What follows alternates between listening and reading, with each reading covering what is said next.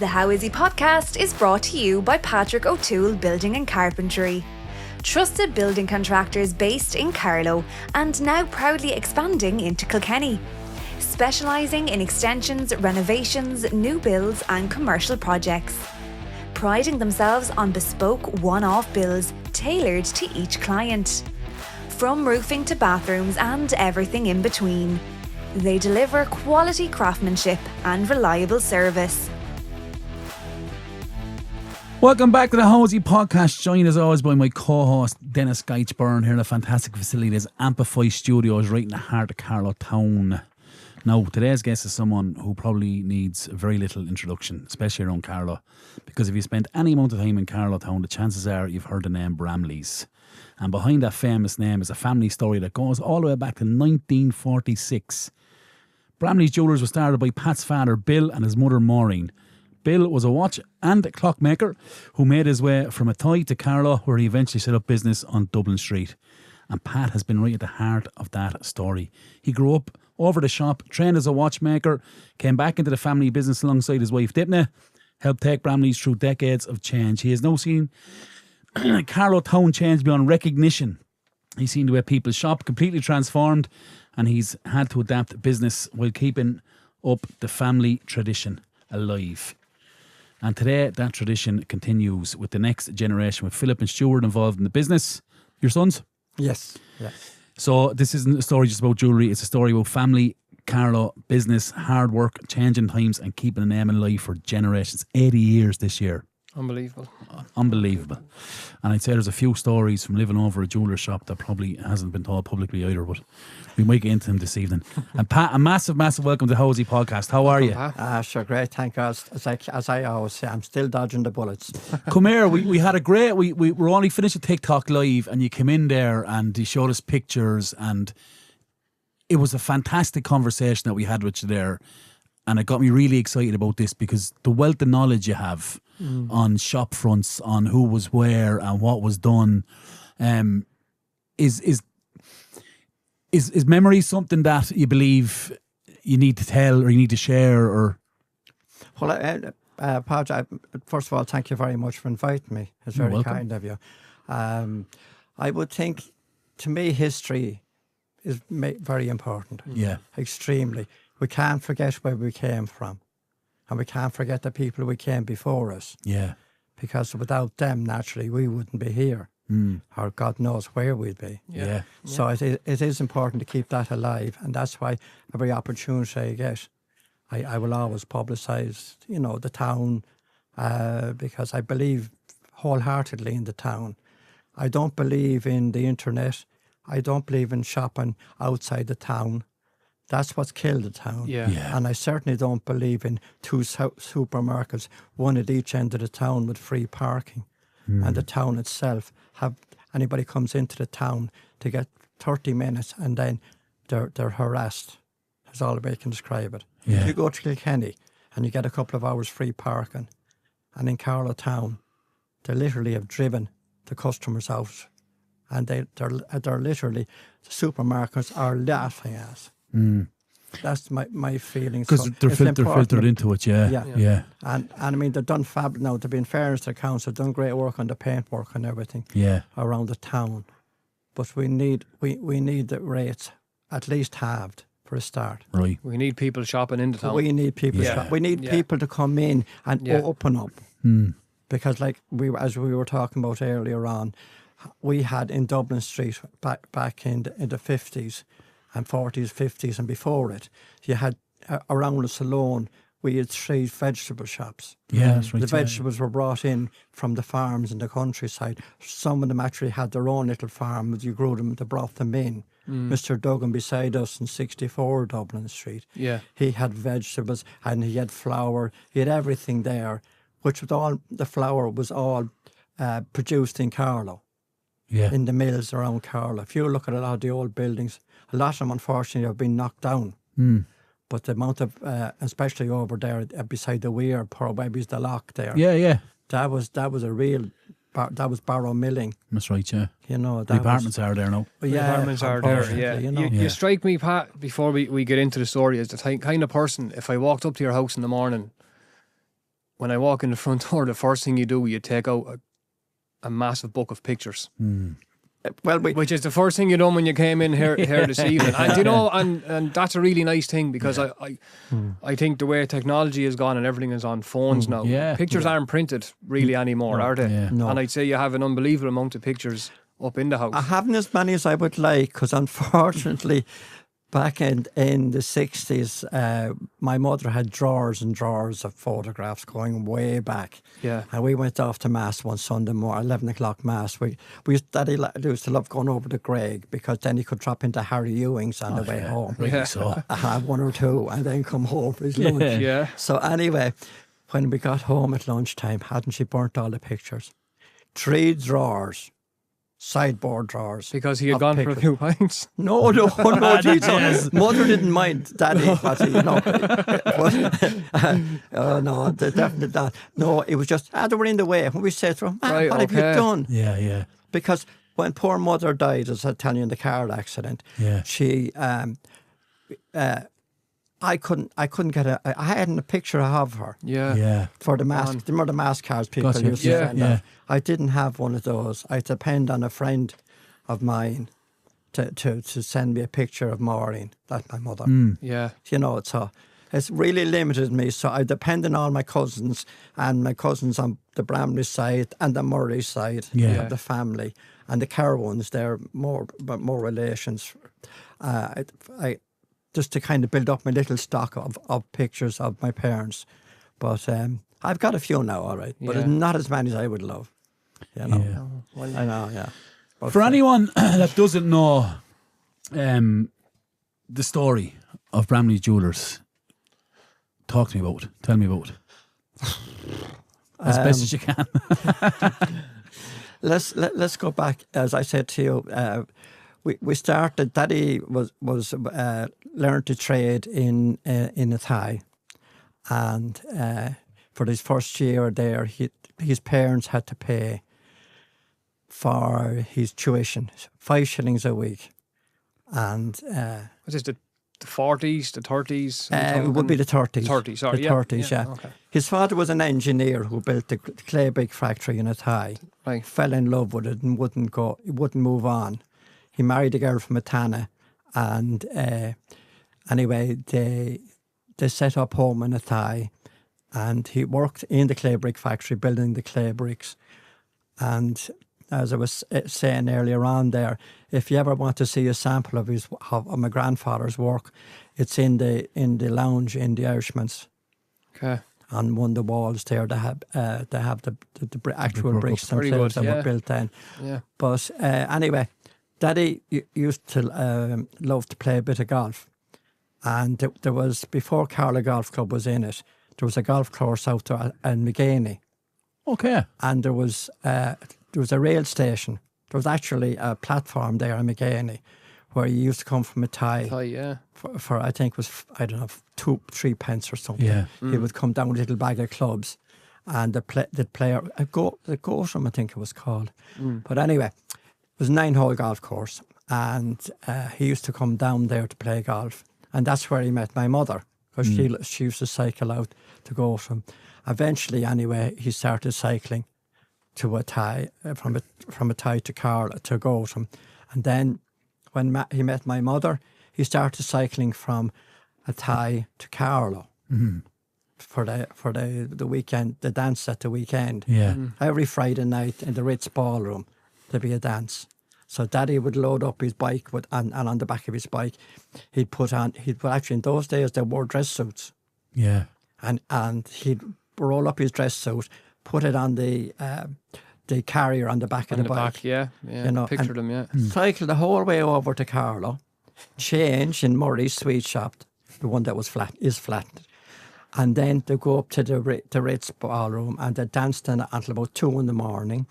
Then Uncle Aidan, which was Chesty Murray, he was a school teacher in the Christian Brothers, they had a long room over the shop, and they had a piano, and they'd all come back there. And they played music until 7, half 7 in the morning. He would play music. And Uncle Aidan used to say, I'd be busily playing away the music. And by the time I'd finished playing, all the women were taken for.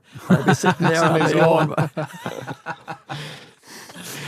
Anyway, so Daddy eventually got fed up of cycling over to meet my mother in Carlow.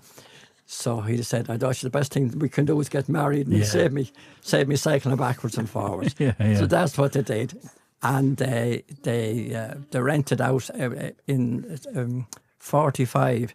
They rented out 62 and 63. Dublin Street. They were vacant for a long time, and they spent the next 6 months with his uncle Frank. He was in car mechanic. They had Bramley's of Abbey Lakes. I don't know if you ever heard of them. There's only a restaurant there now. I know it is. Yeah, still there. Yeah, but they had. So he used to come over to help. Yeah, and he couldn't say anything to the mother because his mother was having canaries to go out with a Catholic, you know. Anyway, they got the place ready and with friends and everything.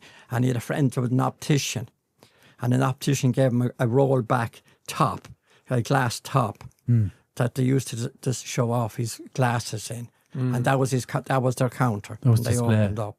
Well, they opened in 46. And anyway, all Daddy had was his skill as a watchmaker, clockmaker, and his tools. That's all he came with to Carlow with. Yeah.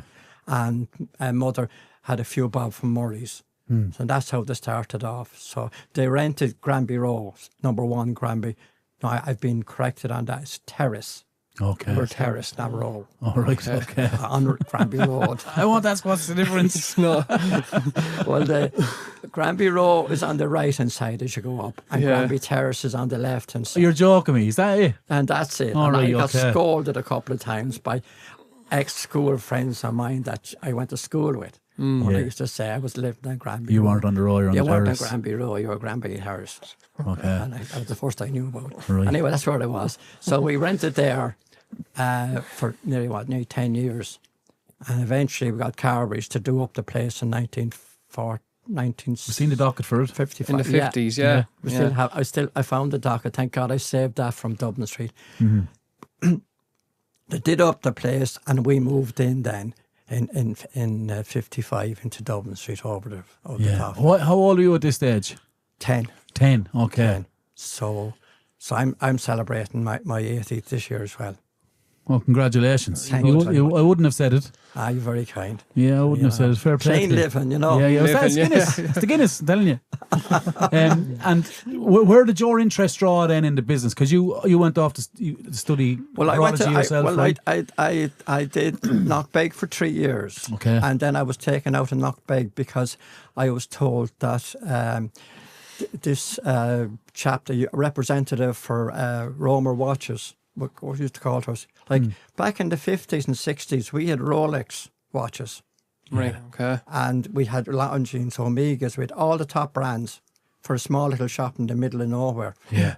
Well, it wasn't the middle of nowhere, but you know what I mean. Yeah. And we were really punching above our weight. And unfortunately, it's like everything else. When they got bigger, they wanted you to carry more stock. Gotcha. And we didn't see the point because your markup is very small. Yeah. You know, you're selling on the name and that's it. You probably need to be in Dublin or somewhere, would you really? At that stage, I think there's only about 4 of them in the country now. In Rolex suppliers. I think there is less, is there? There's one in Dublin, Weir's in Dublin. Weir's, yeah. Oh, yeah. What you call him?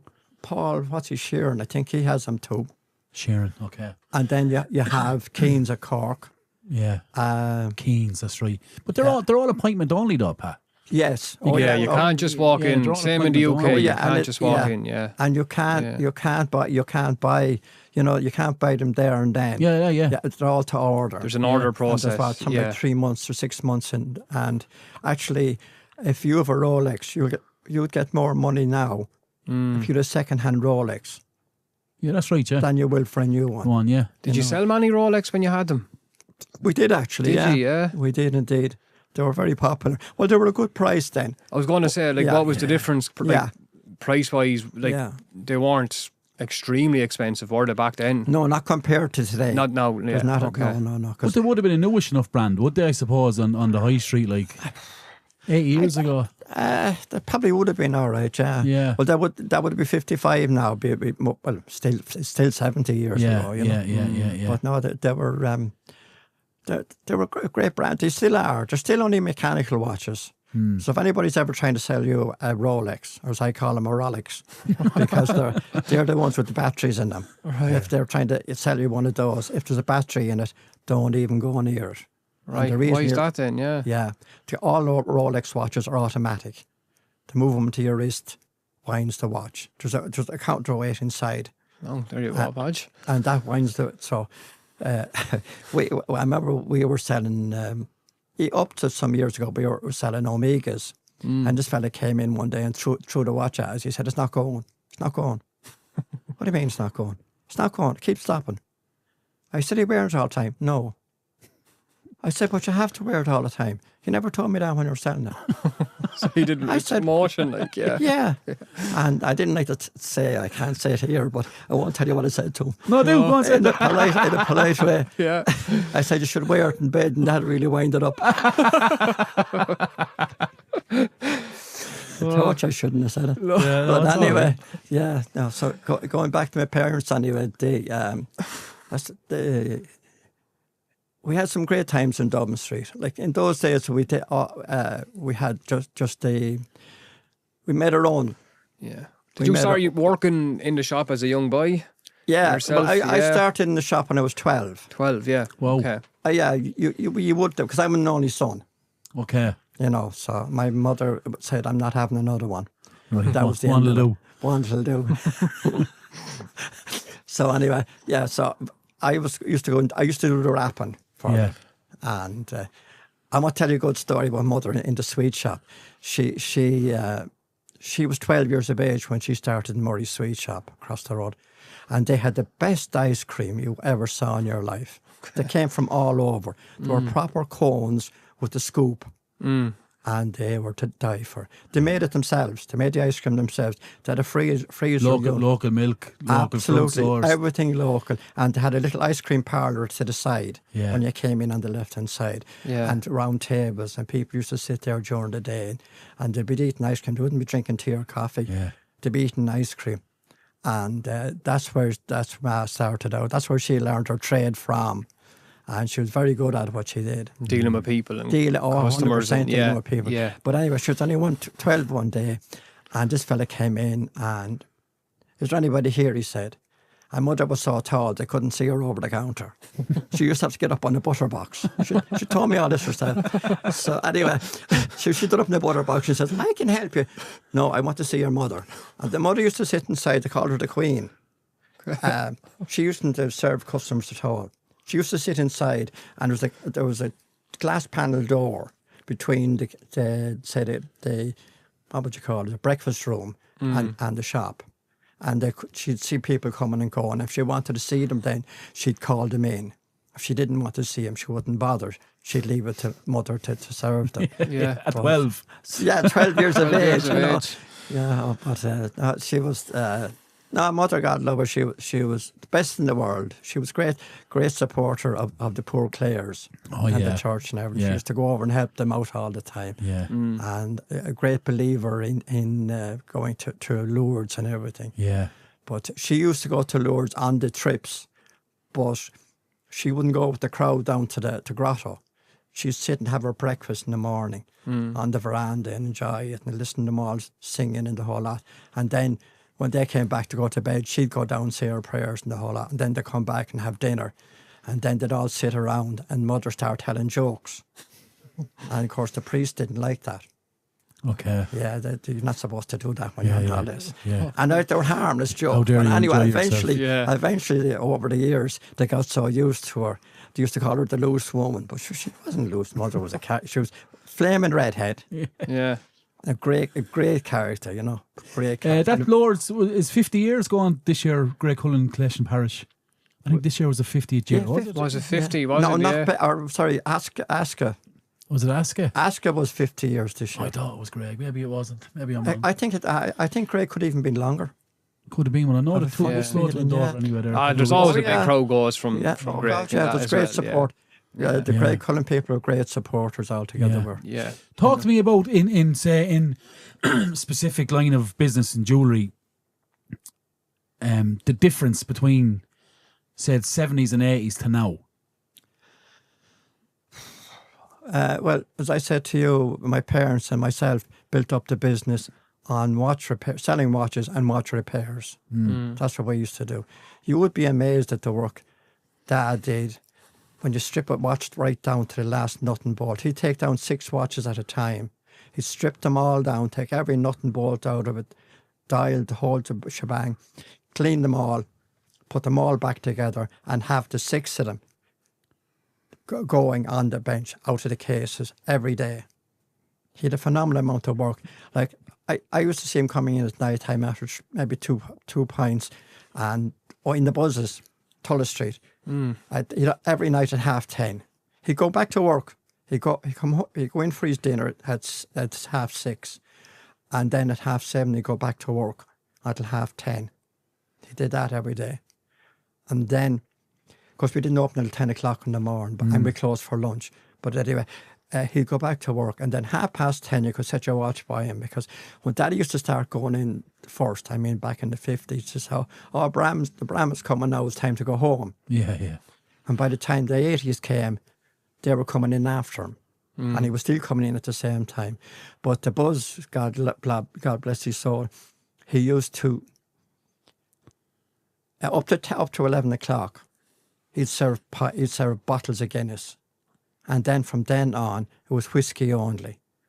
And he'd have to run across to the brother across the road. Tully's. To Tully's. Yeah. To get the baby powers. Yeah. He was running on the shoestring, the buzz. He was because they had again in the front, they had a supermarket in the front of the sort of thing, for vegetables, all that sort of stuff. Grocery shop. And then the back was the little snug. And they used to bottle their own Guinness and everything there. Sure would have been corked back then, wouldn't it? Yeah. Oh, yeah. They had the barrels, the Guinness came in the barrels, and they would fill the bottles up with them and then cork them and label them, and then upstairs and empty them and start all over again. That I was told, sorry, one night anyway, he was going home, I think it was about 1 o'clock in the morning, he was banging on the door, and then he went out and opened the door and stepped back in behind the door, and the guards raided the place. And all the lads were inside, all went to go out the back, because there was a coach yard. He used to go out to Bridewell Lane. And they all went out to climb over the gate. And of course, when they went out to climb over the gate, wasn't the guards waiting for them there as well? Lovely. And they all ended up in jail, or not in jail, they all ended up in court. And my father was the only one that, when the guards came in, he just walked out and went home. Straight home. He didn't panic. No, that was the one thing about my father. As I used to say to him, he lived in the middle of last year. He was so laid back. Yeah. I never got that. I think he might need a coolness though to do the job he done. Oh, 100%. Yeah. I never saw him with a shake in his hand. Yeah. I mean, I didn't drink until I was 50. But Really? I'm making up for it now, yeah. Right. Talk to me about that. What led that decision? No, it was just something I always said. When I was your best friend. If you rang me as most friends did.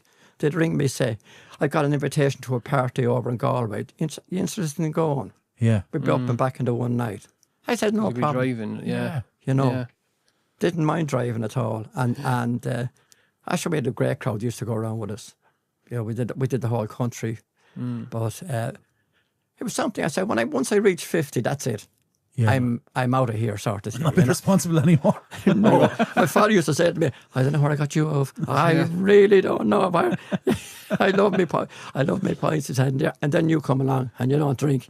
So, but anyway, he was glad I missed some nights from the Bramhall from the golf club. Yeah, of course. But by the time you're when you're 12, you start working in the shop. 20s, 30s, 40s, I'm assuming the shop is starting to get busier. Then you're doing more than watches at this stage. In the 70s and 80s, we were, are you? Because we were very lucky then.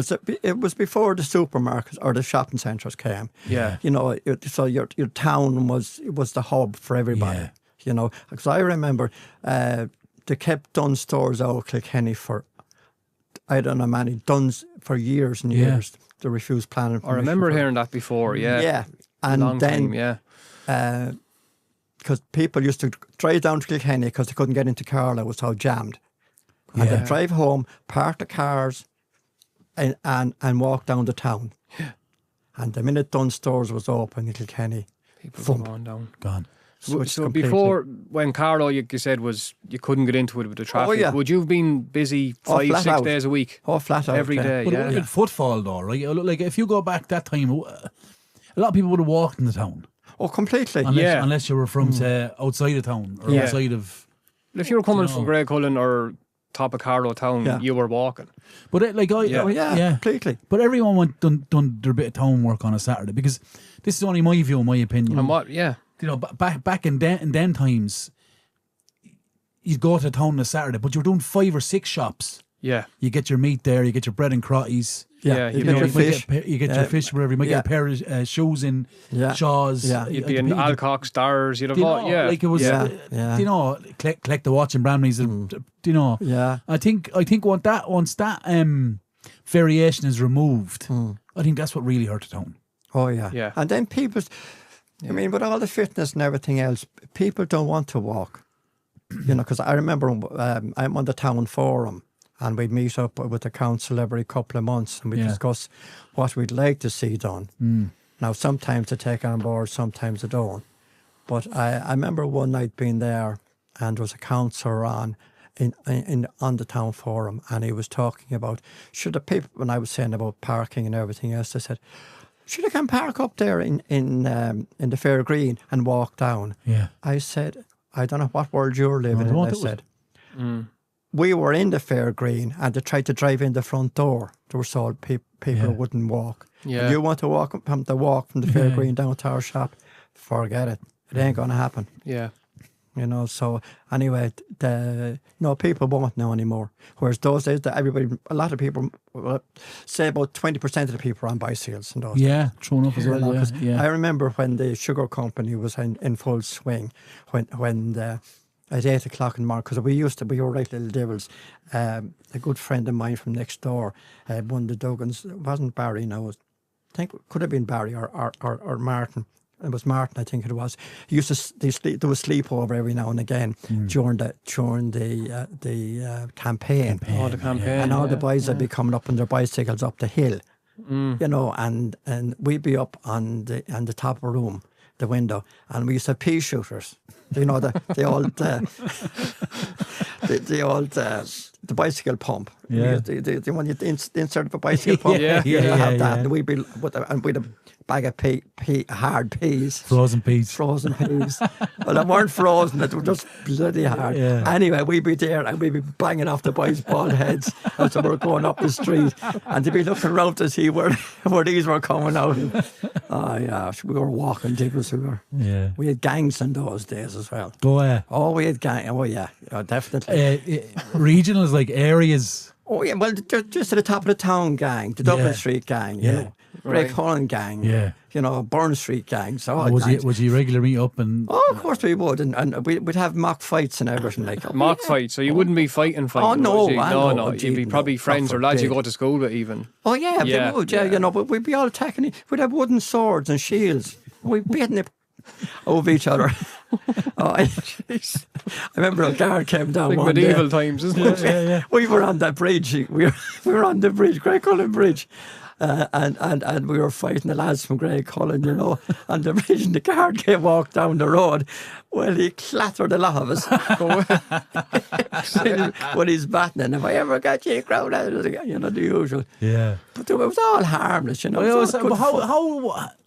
What fascinates me as well, right? How did you organise that back then?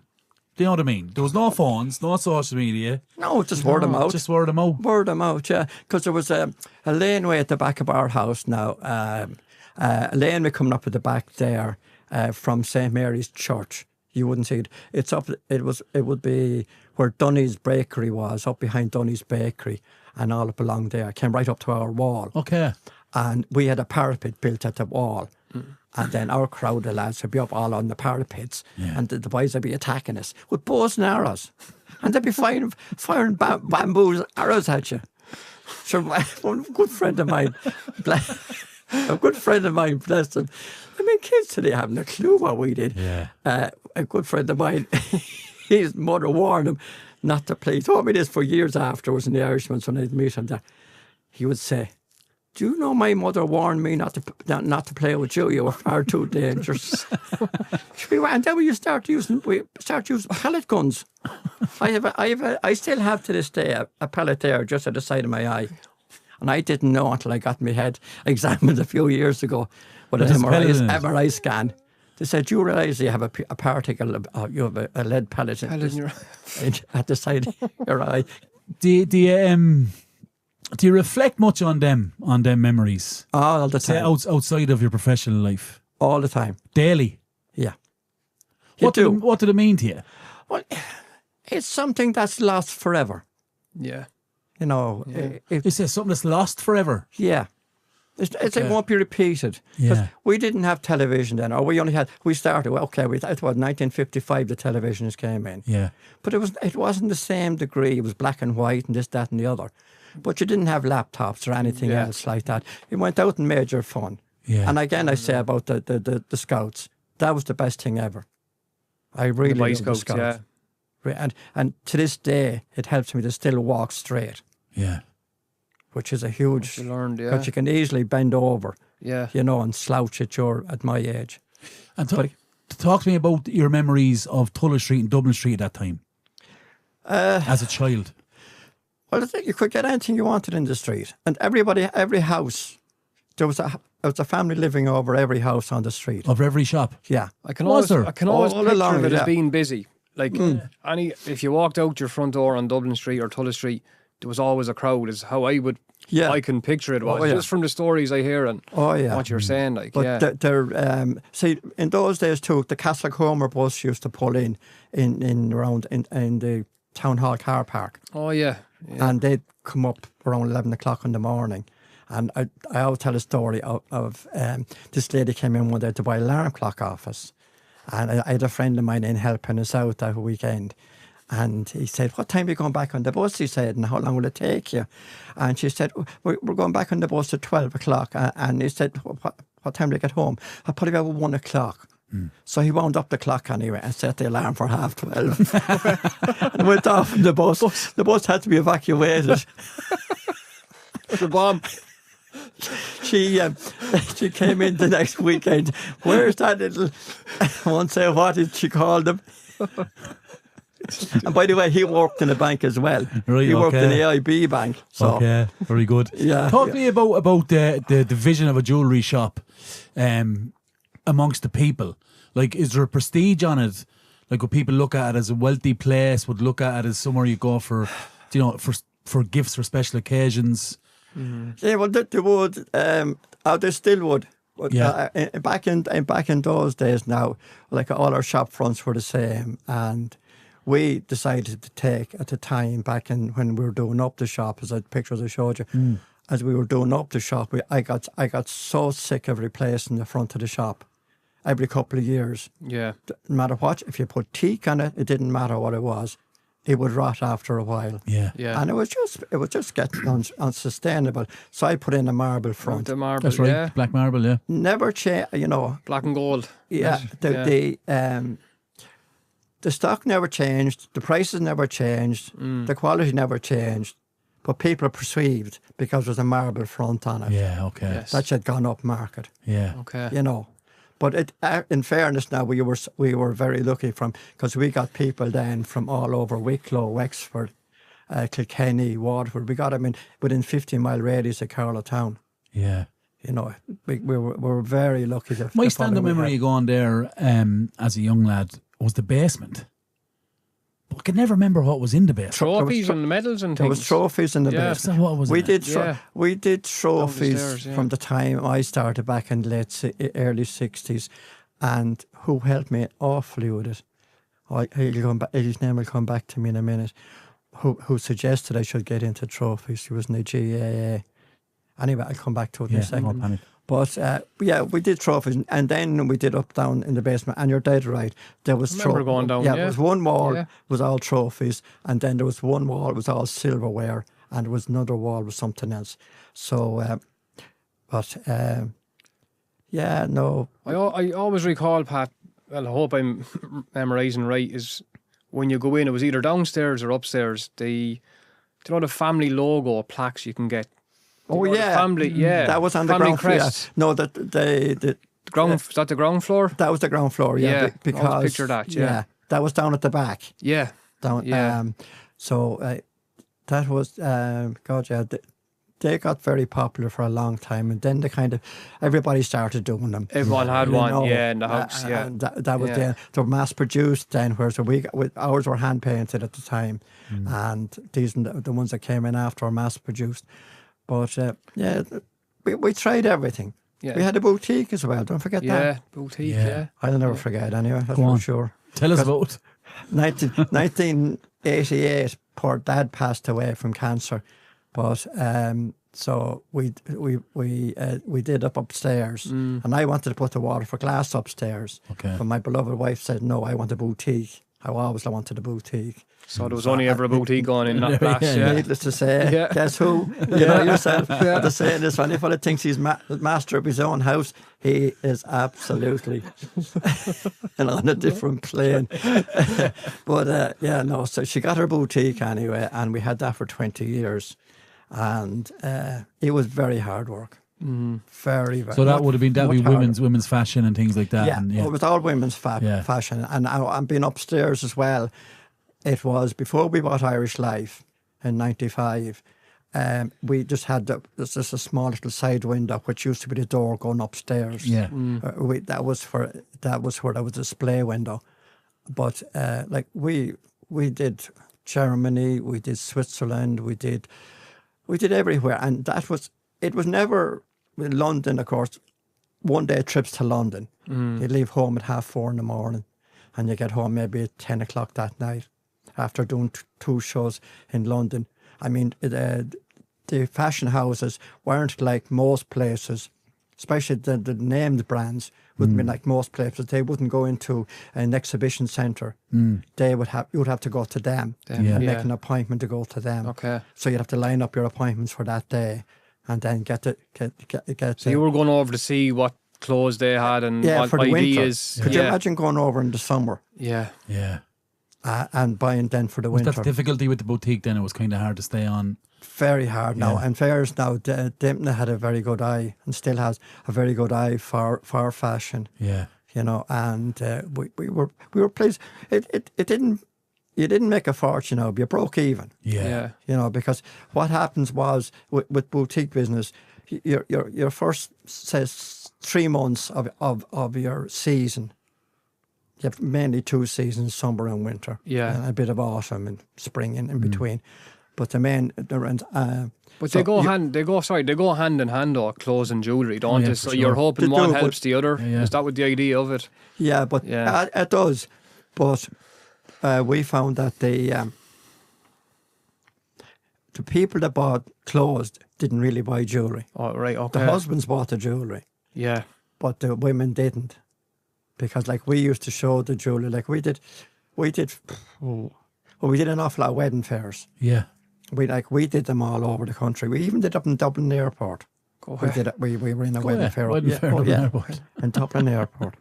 And we'd load up at that time I had an A40. And in the real early days, it was back in the 80s. And with an A40, and 2 showcases we put in the trailer. And we'd head off on a Sunday morning. And I remember one Sunday morning we were going over to Wicklow, and we were going over the mountains, and we hit ice.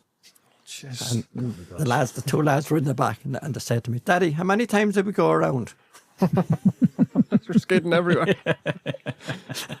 Oh yeah, no. But the things you had to do. But that was networking back then, wasn't it? That was networking, and to an extent, your market and things like that was all done. It was all done with that, wasn't it? It promoted. You promoted yourself. Yeah. You had to get out there and promote yourself because there were so many other jeweller shops around as well. You know, selling what you were selling. Yeah. So you had to get out there. But the showcases were a total waste of time. I mean, you're not selling at them really, though, are you? in the early days, no. No. But then as times went on, we got rid of the showcases and we just got countertops.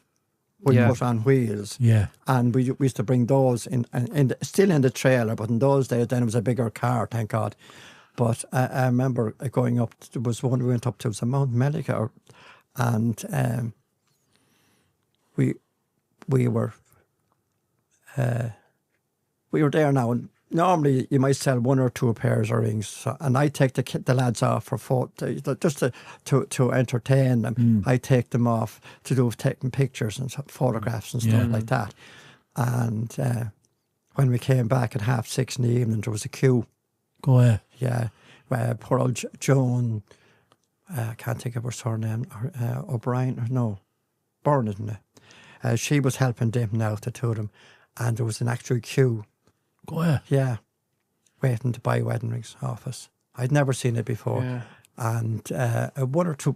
Kildare was very good to us. Yeah. Over the years. Wicklow not so good. Wexford wasn't bad. You know, we went down to New Ross as well. But it was... But that was the thing to do, wasn't it? It was. But most jewellers didn't do it, unless the local jewellers. But you would get phone calls from hotels around. Oh, I see you doing wedding fairs. Would you come? But I'd say, but you have 2 jewellers in your own town. No interest. No interest. Most of them had no interest in at all in doing it. Yeah. So, like... We were delighted. Well, the boys weren't too delighted to come with us, but they had no choice. But going around. But no, it was great. It was a good experience, but it was very hard work, and people didn't see that. Yeah, you know, they think it's just all pure magic, but it wasn't.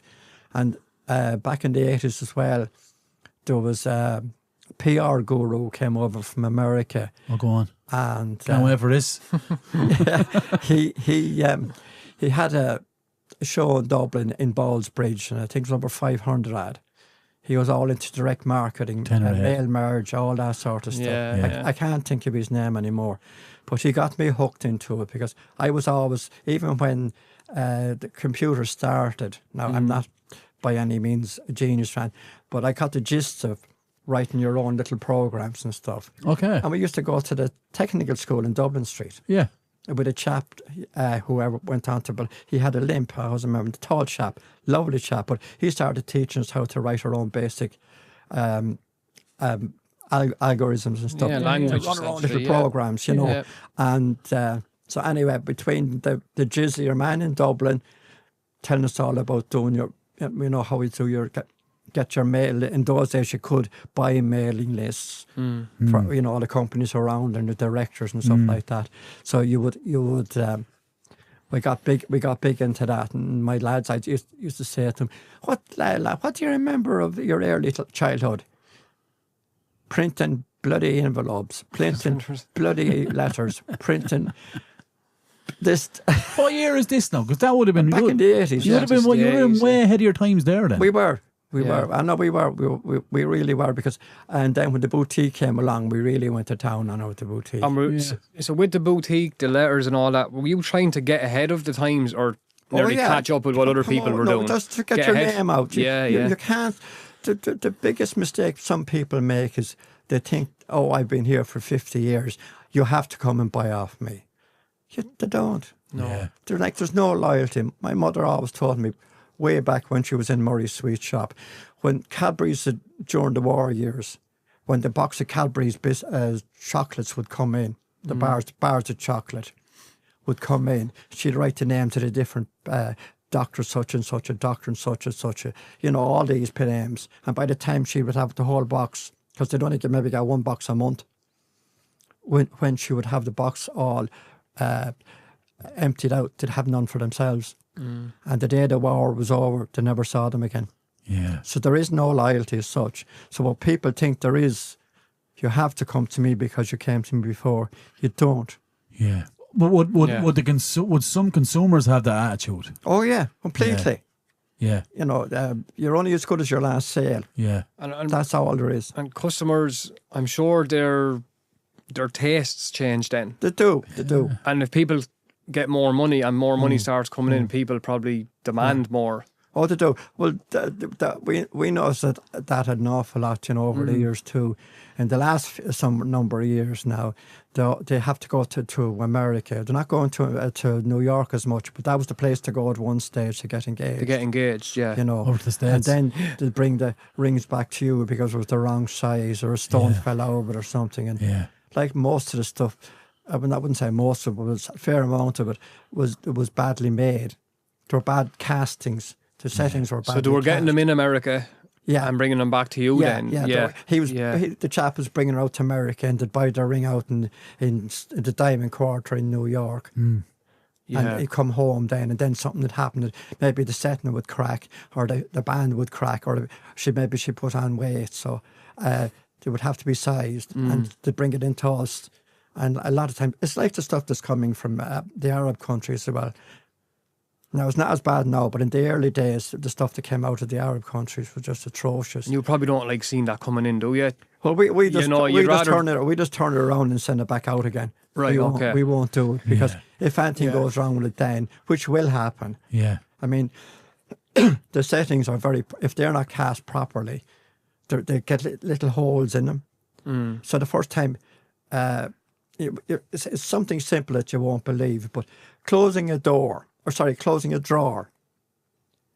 and with your wedding ring on. Yeah. And the way if you're pushing it from the top and your hand hits off it.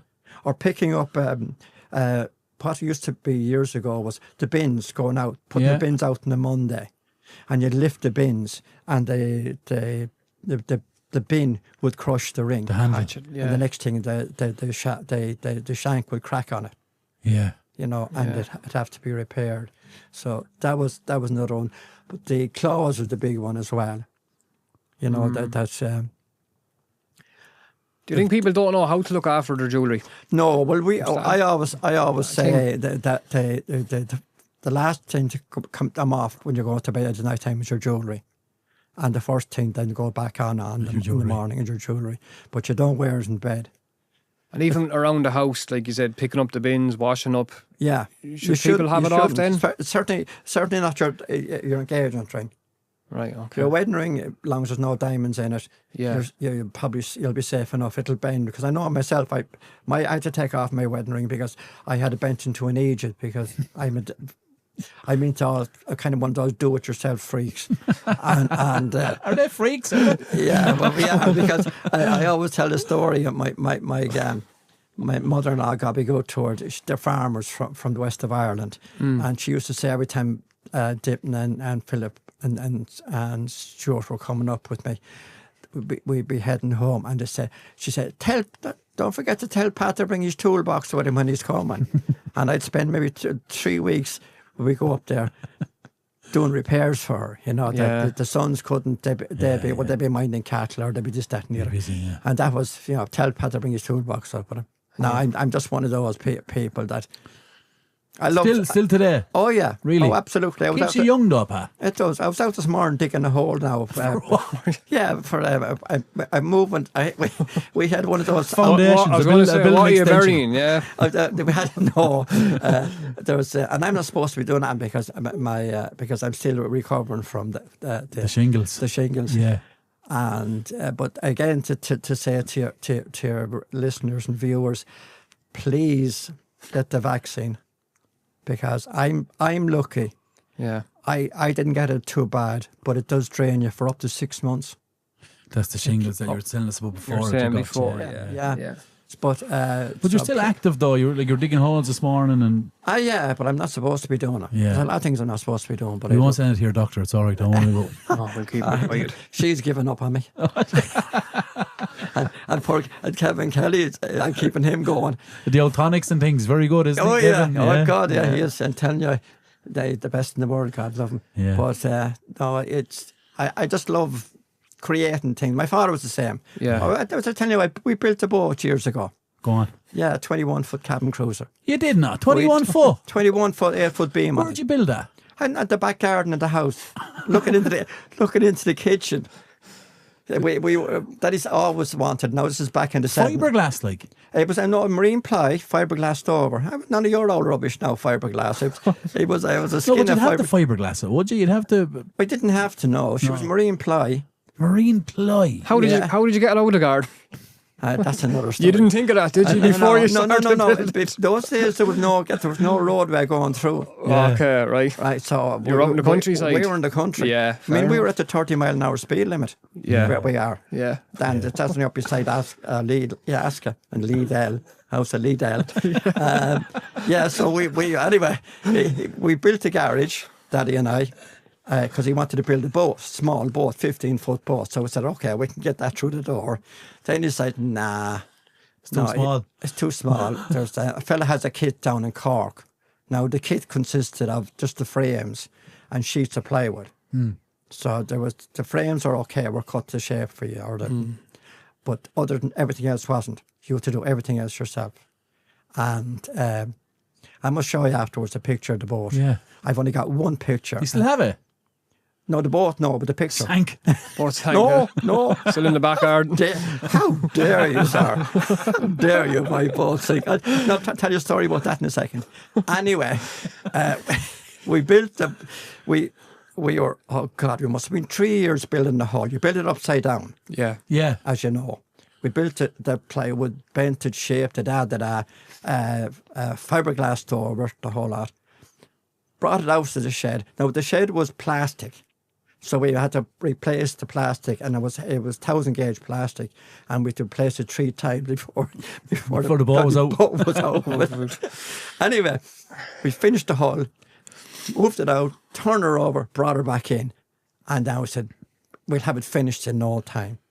2 years later, we still hadn't finished it. Yeah. The road was done. The boys were building the wall, and House estate was up, little opened. I did now. Hold on, but what you call him came into me. O'Connor, what's his name?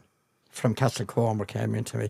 Patty says, "I have bad news for you." He said he was the engineer there at the time, and he said, "Seamus O'Connor," and he said to me, "Patty says you have 2 choices now." He said, "Either you get that effing boat finished," he said, "and we leave a gap in the wall for you. But when we're finishing up, that wall will be finished, and you're going to need a crane to get the boat out. So there's a mad dash to get the boat finished." So anyway, she had a stern drive unit. She had a stern drive unit on it, and a Ford modernised engine. She was no rubbish. She was a fine boat. Anyway, poor old Mr. The local garage, just across the road from us, Shirley's. Mr. Shirley. He had a boat trailer. So we got her onto the trailer, and we got her out on a Sunday, and we brought her down to Grey Cullen to the ramp there. Yeah, the slip. But so he started to back the boat into the river, and the boat started to go in all right a bit, but then the boat the whole trailer and all started to come back out of water. And I said to Mr. Shirley, maybe it's the tyres, maybe the way the tyre the buoyancy in them is bringing it up. Yeah. What happened was, when they built the coffer dam to build the slope, to lower the ramp, they never took the ramp away, the coffer dam away, when they built the slope. So when we went out, the boat came back up again. So we had to pull her back out, down to Bagnallstown, and launch her in Bagnallstown. And then we launched her in Bagnallstown, and the picture I show you later is my father and myself, I were looking over the transom of the boat. That's the back of the boat. Yeah. And we couldn't understand that when we pushed her into first, she went backwards. What was that? You had to give and we were heading for the weir, Daddy and I. And so anyway, we suddenly realised that the cables that we'd been sold were 2 accelerator cables. They were lightweight cables, and they wouldn't take it out of reverse and put it into forward. So you had to get over the transom and get your foot onto there. There was an arm that came out from the stern drive unit and the crank on it. So you had to get out and stand on that to change gear. So eventually we got it into first, and we headed home. Took us about 2 hours to get home. But must have been nice though. It was. It was fabulous, because we were coming through under Loughlin Bridge. Yeah, of course, yeah. The traffic, I think it was Easter weekend. It must have been Easter weekend or something. People looking in. The traffic was, and you know, the usual blowing horns and everything there. There was no bypass or anything. Yeah. So it was. No, we had some great times on that boat. But eventually, it was look at, we're not using it enough. Every time we wanted to bring it down, Mickey Webster got Mickey Webster down, yeah. He used to look Lockheed. after her. She was out on the weirs. She was tied up on the weir, but they still got in and vandalised her. Go ahead. Oh, yeah. They used to come across the planks there, you know. Planks, the remember weir the had planks? the Yeah. Walk, yeah, walk. And so look, I said it's time to get rid of it. So we advertised it on the Times and everything, and people came and looked at it. Well, if it was out of the water, you could see it better. But I said, you're seeing it now. Yeah. You know, it's nothing wrong with it. So I couldn't sell it. So I was talking to a friend of mine one day, and I was telling him about it, and he said, well, I can't afford to buy it. It was only £1,500. Like, we'd spent about 2,000 at the time between the engine, everything, all the kit and the whole lot. Council fees. And the time, the length of time, No council fees in those days. They missed. Geez, they'll probably hear about this now. They'll be coming back to me looking for a refund. But anyway, so he said, I can't afford it, but I'll tell you what I'll do. He said, I'll swap your diamond rings for it to the value of the same it cost. No way. So that's what it was. So, but you have to bring it up to the canal for us. Yeah. So we did that, and he brought it down to the Shannon, and he had it there for years. He used to play the guitar, and the crowd used to come from everywhere. Oh, and it was tied up beside a pub, and they'd all fall out of the pub and into the boat. Yeah. But it was great. Then he brought it back up, and he had it out in Howth Harbour. And it got around, He did. And he rang me one Monday to say, "Do you see the news last night?" I said, "I did." "Do you see the boat in trouble in the middle of Dublin Bay?" "Yeah, that was your boat," he said. And I said, "How did my boat get into the middle of Dublin Bay?" Well, he said, "I sold it to a fella in Howth, and he was heading across to Dalkey, and a wave hit the boat from the back, came in over the back of it and completely flooded it. Oh, wow. So they fired off the rockets and all. But you see, I had buoyancy bags in it. Yeah. So the boat never sank. Yeah. And the lifeguards came and towed them back into Howth. Yeah. And pumped her out, and she was fine. Still gone. She went again, engine dried out, and away she went again. But she was there for years after. But she was built to last. I mean, it was all mahogany. All the framing was mahogany. The deck was all marine ply, and then fiberglassed over. She was built. But are you not busy enough now? Business going, successful business, wife, 2 kids. 3 kids. 3 kids, sorry, apologies. Are you not busy enough to be going to build a 21-foot boat? Well, we were. But, I mean, we did that at night time. And then, you know... And you weren't drinking. And I wasn't drinking. So you wouldn't have been in the pub, fair enough. Would you have needed projects to occupy your mind then? Oh, yeah, but I played golf. Oh, yeah. I played a lot of golf. Did you play out with Carlow? Yeah, I was. My parents were... mother was captain back in 55. My father was in 65. And I was in 1999. Okay. Do you still play?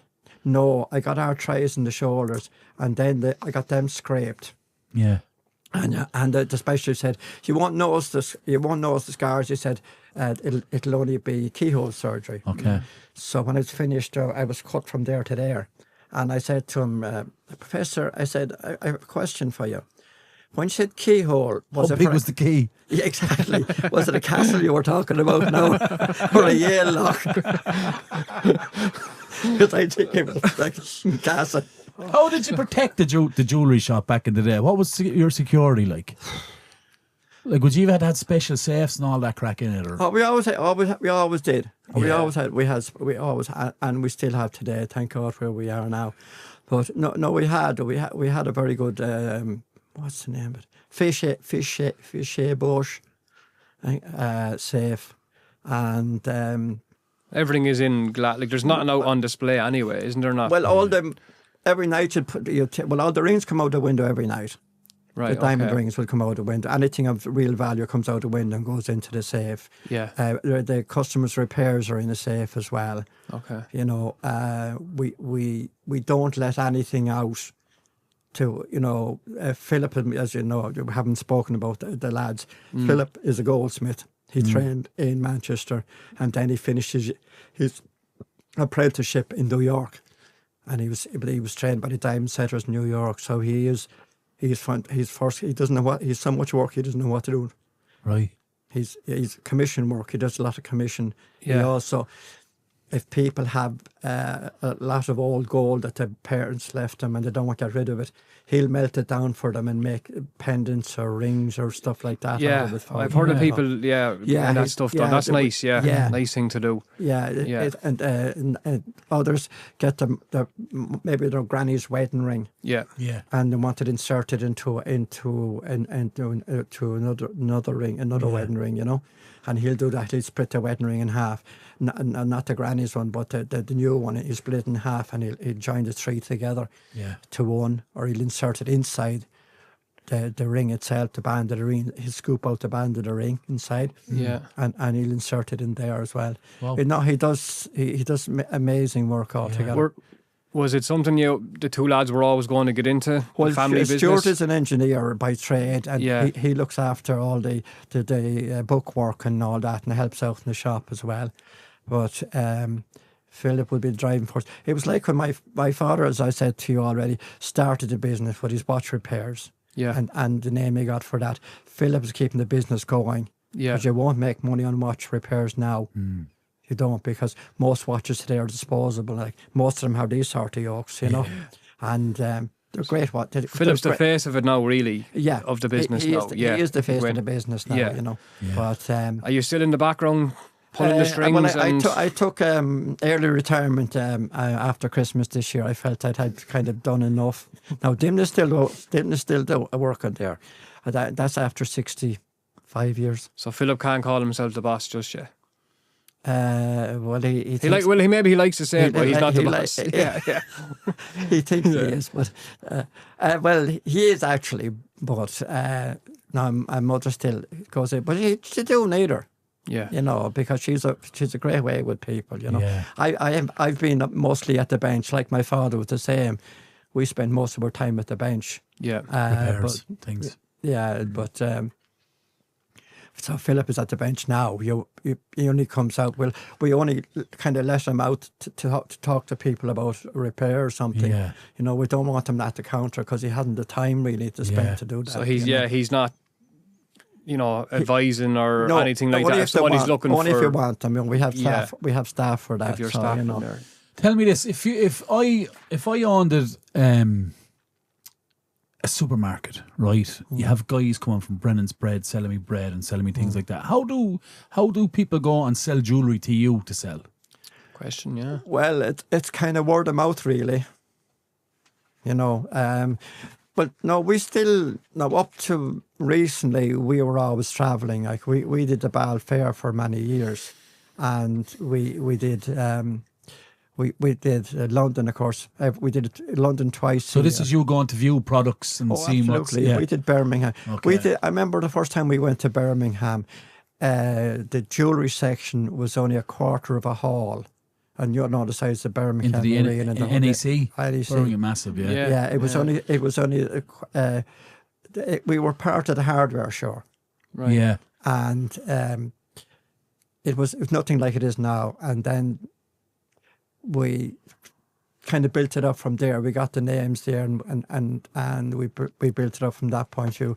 There was mostly the wholesalers used to follow us around. In those days, it was all wholesalers. They'll come into every jeweler. Come into the shop, yeah. Well, they come into every jeweler in the town. Yeah. So you wouldn't be kind of limited to you. Yeah, you know, everybody had the same product as you. Yeah. But so we got tired of that, and their perception of what sells and what doesn't sell would be very staid. So we got fed up with that. So we went over. Dympna and I went over to Birmingham.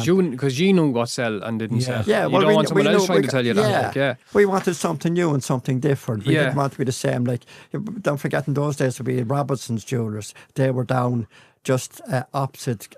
Same as the guys that owned this furniture shop. Yeah, exactly. That was a pawn shop as well, wasn't it? No, it could have been all right, but I would say that the pawn would have been down in the carpet shop below at the bottom of the hill. Yeah, it wouldn't have been. They were Jewish, right? Oh yeah, Jewish, yeah. But lovely, and a lovely man he was too. God be good to him. Being in it, yeah. I've heard some great stories about Robinsons and, and how good they were to the people of the area and things. And he used to. He was a devil, Abby. He was absolute devil. He never missed a spot, a thing at all. Because people come down to be when they're getting married and they want to. He did the HP for the furniture and stuff. And they'd come into him and they'd be there buying carpet. And the next thing he produced the wedding rings, a tray of wedding rings on top of the carpet. Just don't move to a new house like Well, you have to have a pair of wedding rings, or you have to not a pair. You have one, and with an 18 karat gold, and even 22 karat in those days. And then 18 karat, but there's no 9 karat in those days. So anyway, he'd say to me, "You have to have a wedding ring. Well, sure, we'll throw that in with the others, and you can pay off that as well." And that's how we used to get them. But no, but he was right. He knew what to do, and he did. But poor old Abby, a lovely man. But anyway, he had a George Mitchell watching for him, and he came in one day. George had passed away. I think it was George anyway. He passed away, and he came in to ask me could I help him, because George had left a load of watches out of cases and the whole lot. And say if you came in and you had a rotary watch and you wanted serviced and wanted in a hurry. So if he had another one that was done, he'd take the movement and all out of the other one and put it into your one, so you could have it back the next day. So this was going on for years. So eventually, anyway, they when he passed away, then Mr. Abby came down to me and said, "Would you mind coming up and help him out here? The customers are going ballistic." Here they didn't use ballistic, but he used something like that anyway. They want their watches back, so I went up, and there was a load of watches and so I got them all back together. It took me 3 or 4 days to get them back together. Wow. And he said, "I said, now, Mr. Robinson," I said, what do you charge me? I'm not. You're always being nice to us, so I'm not charged you. I said, by the way, he said, "And that's the case." He said, "Would you open that drawer there? Would you open that drawer there?" I was there for 2 weeks.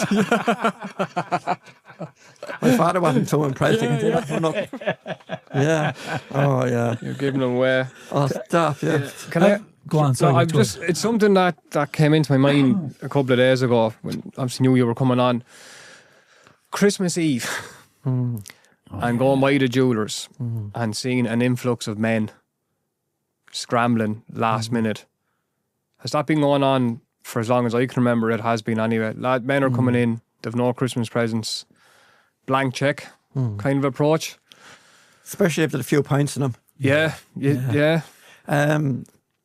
I remember as a young fella, one Christmas Eve, asked my parents at 10:30 at 11 o'clock at night, can I go to midnight mass? And they said you can, as long as you come straight back. And I came back from midnight mass, I think about 1:15, and there was people still in the shop. They were coming home on the mailboat, and they'd bought nothing. You can imagine 1 o'clock on Christmas morning. Well, of course, it was all right because we were living over the place at that time. But that's what it was like. It was happening back then, because you see it even to this day. No, sorry, I have to correct you on that. No, not as anymore. much. No, okay. Because up to about 15 years ago, I used to keep the staff on at 8 o'clock on a Saturday on Christmas Eve. Right. And they weren't too happy about that, needless to say. But that was part of the agreement. That was the job. That was the role. Over the years, it fiddled back and bittled back. People bought earlier and what have you. And all of a sudden now, come 5 o'clock on Christmas Eve now, town is dead. Dead. Even the Irishman's closes at 8 o'clock on Christmas Eve. It is to give staff obviously time to go home to their families and all. But no, people they're not around even. They're just not around. They're finished buying at that hour of the day, which is, it's kind of well, we never saw anything other than I always said I'd love to be able to get out on Christmas Eve and go around, visit all the pubs and meet the lads and have a bit of crack.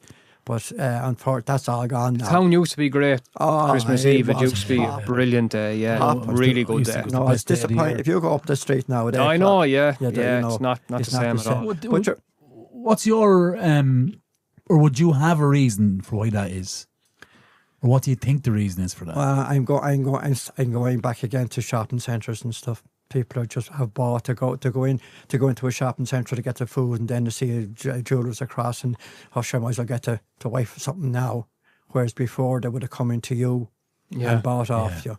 But they don't do it anymore. Like the shopping centres are only good for the owners of the shopping centres. Convenience will always win with. That's it, exactly. Completely now. It's just even if that's online, online has killed a lot of industries. It has.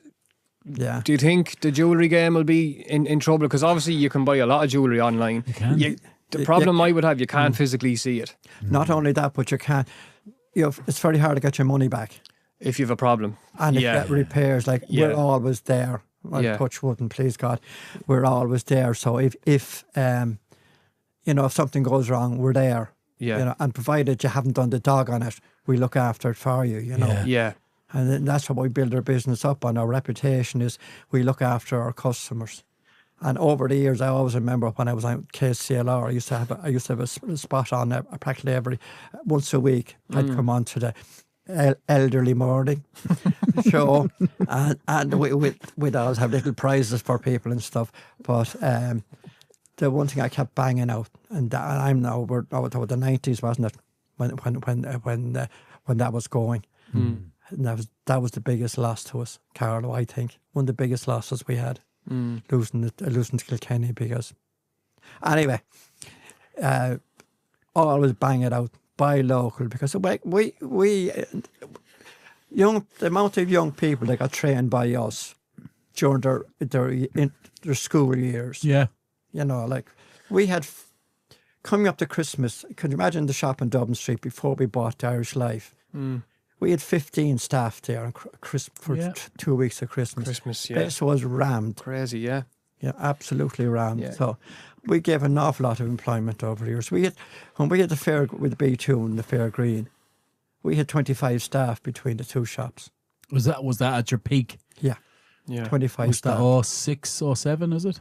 Yeah, about that time. In the early 2000s, Fair Green went in, didn't it? Yeah. 2000 it started, yeah. 2000 it started, and the peak would have been about 2007. How did you find that kind of branching out? Well, we were going so well at the time, we felt like it was a natural progression. Yeah. And then when I got a good friend of mine, a chap called Jack Murphy from Newry, he's in the jewellery trade, we came together through the Retail Jewellers of Ireland back in the 80s.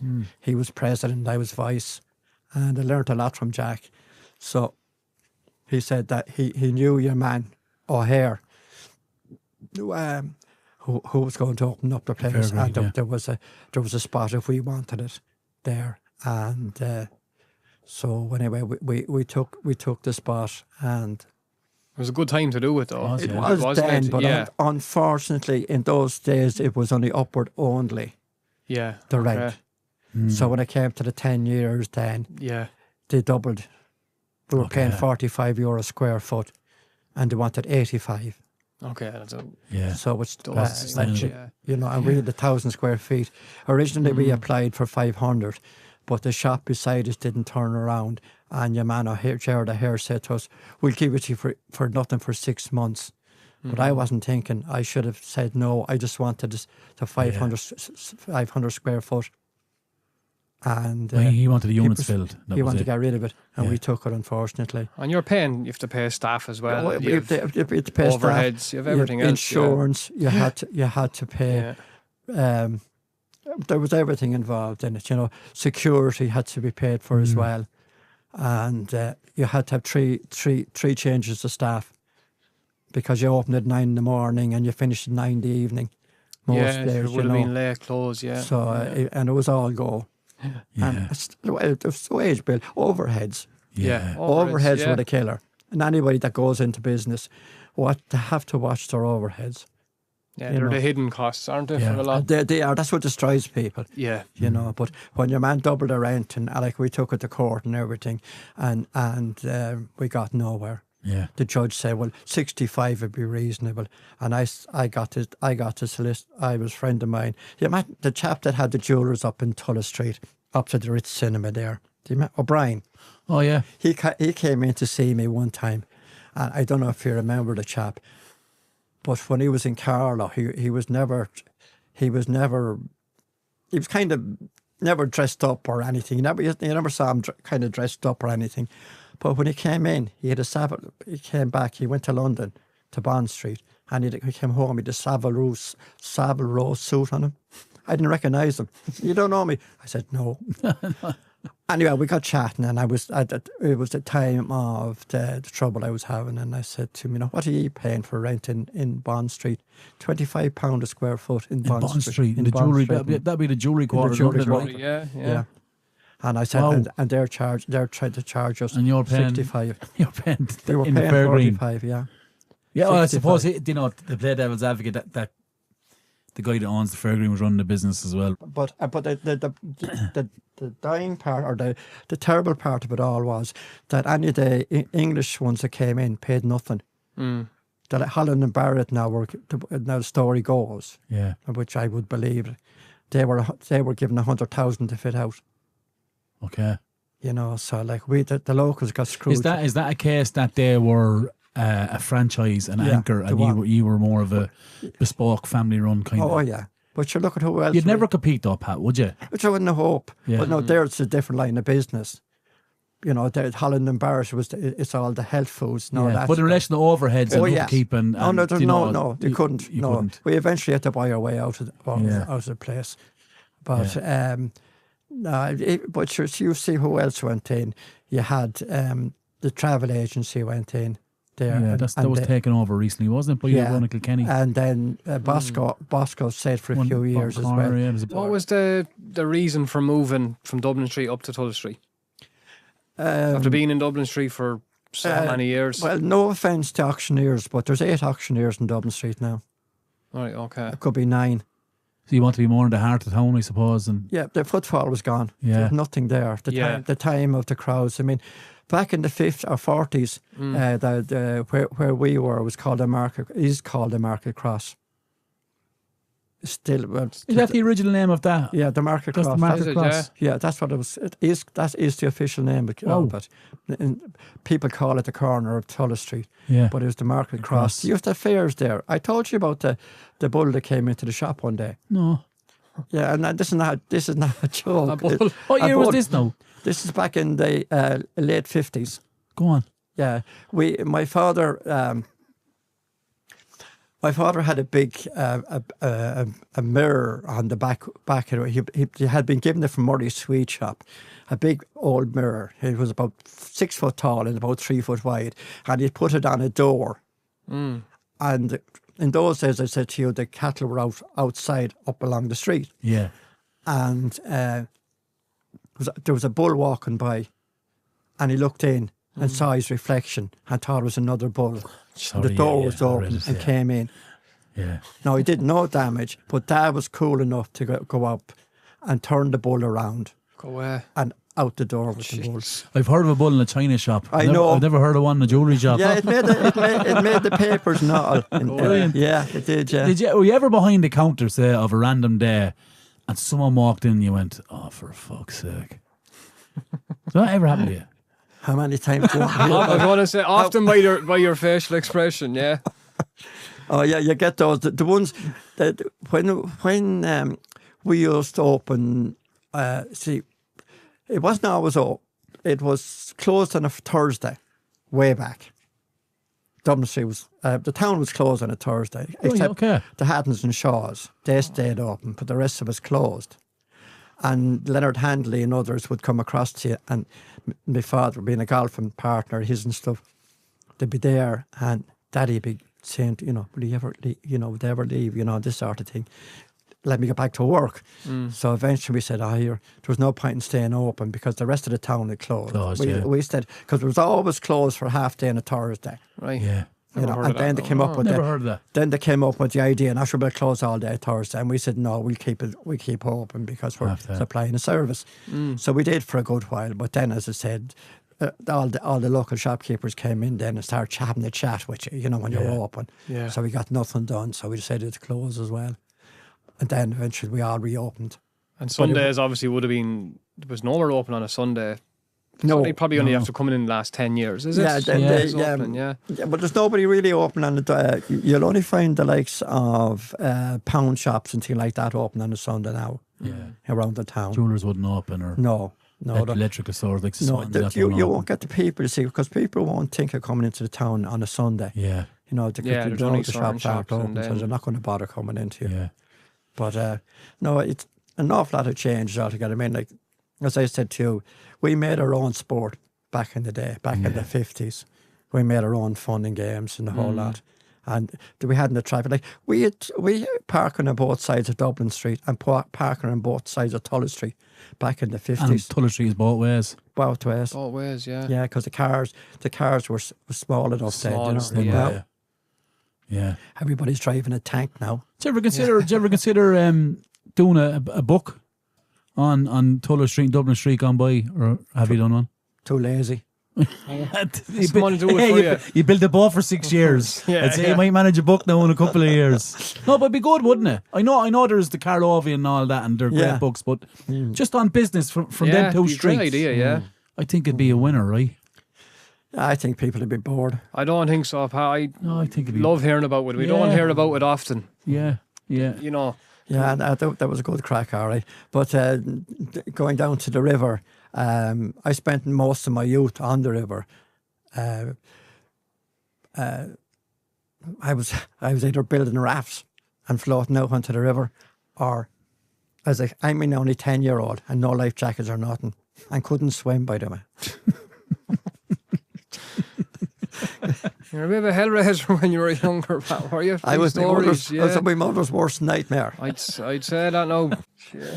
Oh yeah, no, I was a total nightmare. I'd say that. Tell me this: what's the best piece of advice you ever received? No, don't know. If I got, I wouldn't listen. I wouldn't listen to it. I was going to say, are you a man that can be advised? I can. Yeah. But if I do it or not, now it's another story. Yeah, you can be told, I'd say, because you were told there was a boutique going in upstairs when you wanted something else. Well, I know where my bread is buttered. Yeah, fair enough. Yeah. And any gentleman is not. Yeah, true. Yeah, no, I used to love the canal barges. And do you remember them? Oh, geez, I do, sure. My uncle Frank, God be good to him, that would be Uncle and mother's brother. He built a clinker-built canoe. I mean, I don't know if you know what clinker built is. No idea.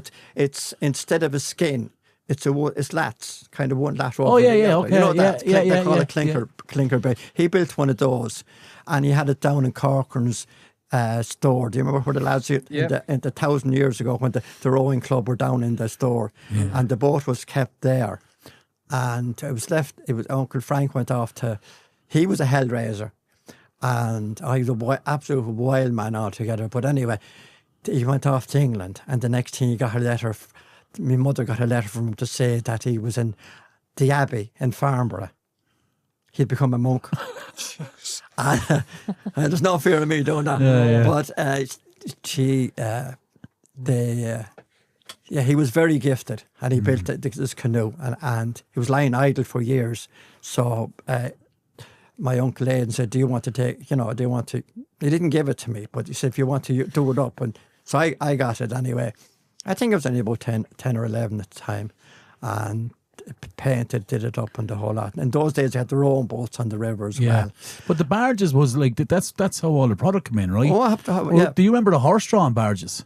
No, I remember not the horse bar. No, I remember the diesel diesel ones. Yeah. I used to go down now to where the rowing club now is. Yeah. As you remember, that was the grain. That's where all the sacks were. That's the store, The store there, and they get the hops. They get the hops there, load up the barges, and then they'd head for Dublin, and they'd go into the sugar company and get the sugar there, the bags of sugar there. Yeah. And I'd be hanging around there, and I asked him, could I have a lift, and used to bring me up and put me sitting on the front of the barge, and bring me up to the sugar company. Yeah, and he used to say, "Can I go to Dublin with you?" On the barge, and they said, "Well, you'd have to get a letter from your mother, because it's a 3-day trip." Yeah. And I don't know if you know what the inside of the barge is like. There was only very very cramped. Yeah, it was very cramped. sleeping conditions in the thing and all. So I didn't know where I was going to sleep.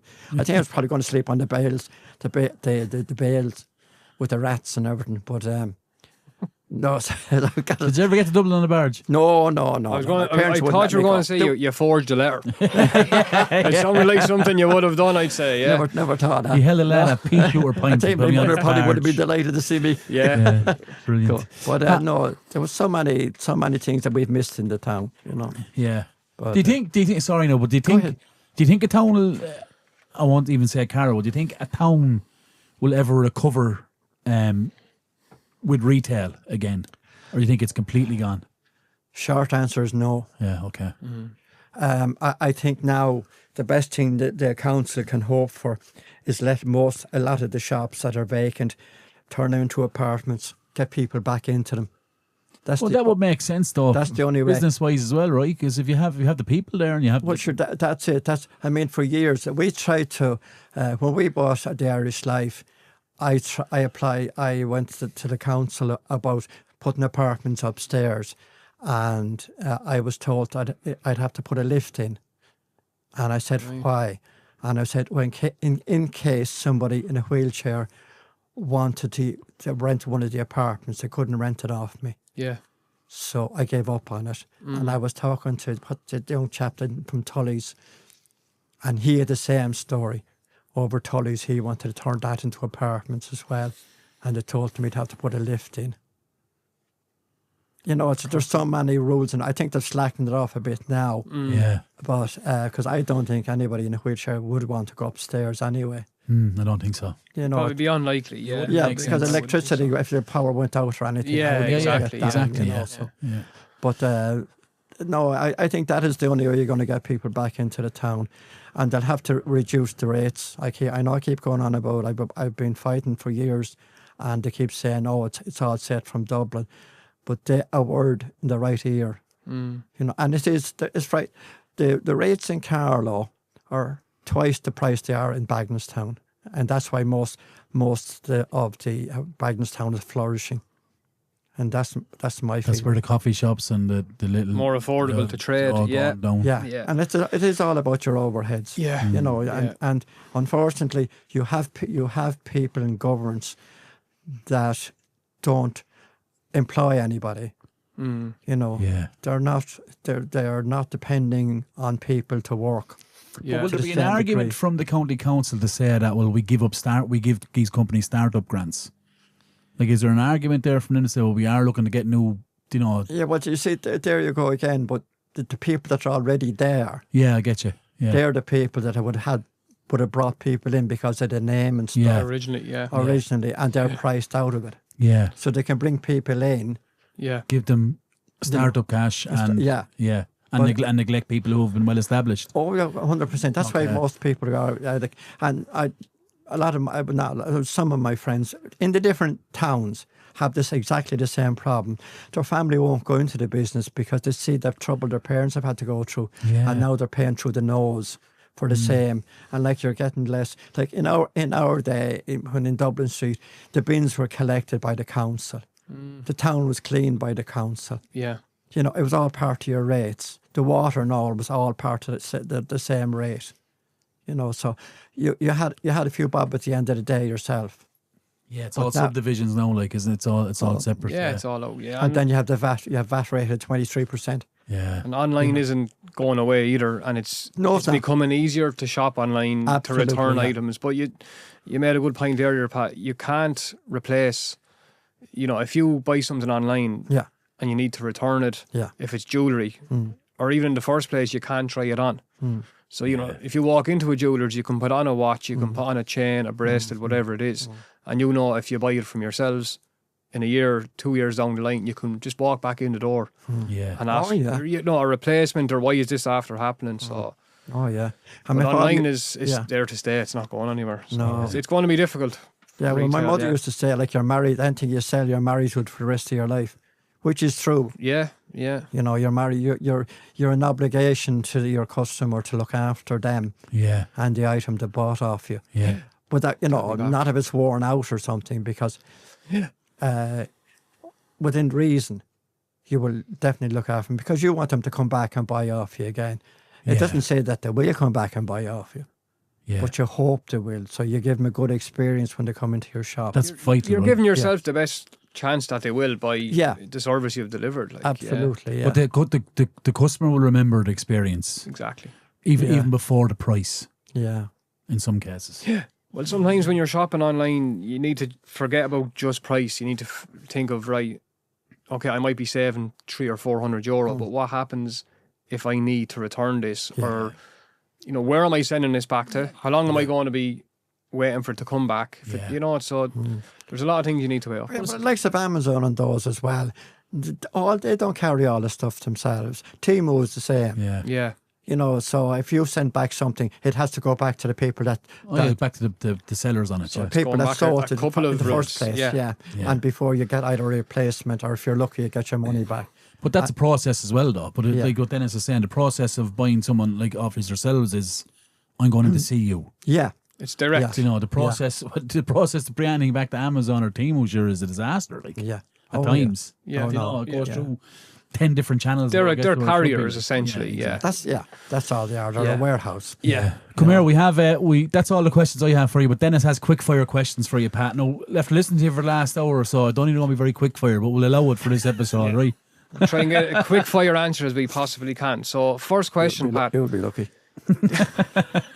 What is the oldest item that you've ever come across in the jewellery, in the shop? The oldest. I have a couple of old clocks, car clocks from the 20s.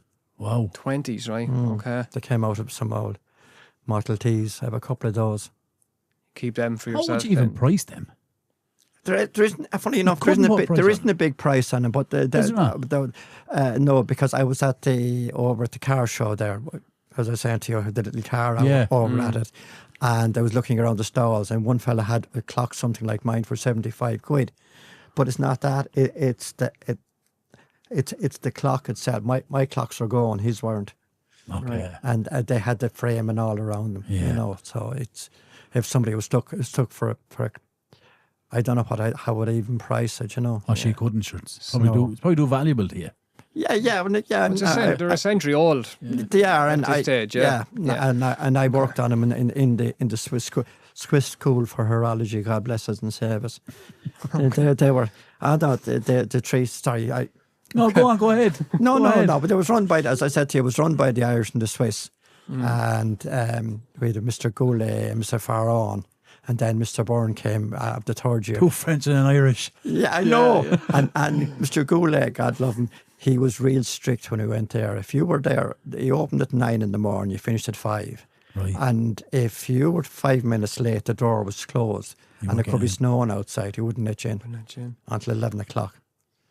That was it. But no, we learned, they were brilliant. I mean, they really brought it from stuff you'd never learn at home, how to make things. Yeah. But as I said to you already, it's all changed now. It's the most movements today are just throw away. Yeah. You know. Okay. Next question. Leads nicely into the next question. What's the most valuable piece you've ever had in the shop? A Rolex. What's it called? No. Rolex. I know it would have been jewellery. I would think that the most valuable thing that we sold was engagement ring for 25,000. You had a chance there to say, you had a great chance there to say Dympna, my wife. You had a great opportunity there now to pile it on. Your engagement ring. So an engagement ring for 25. How long ago would that have been, Pat? 25, 30 years ago. Right, okay. The builder.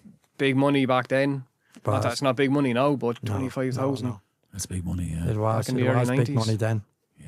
Unfortunately, it transpired he was money laundering. Oh, right. Good job. Okay.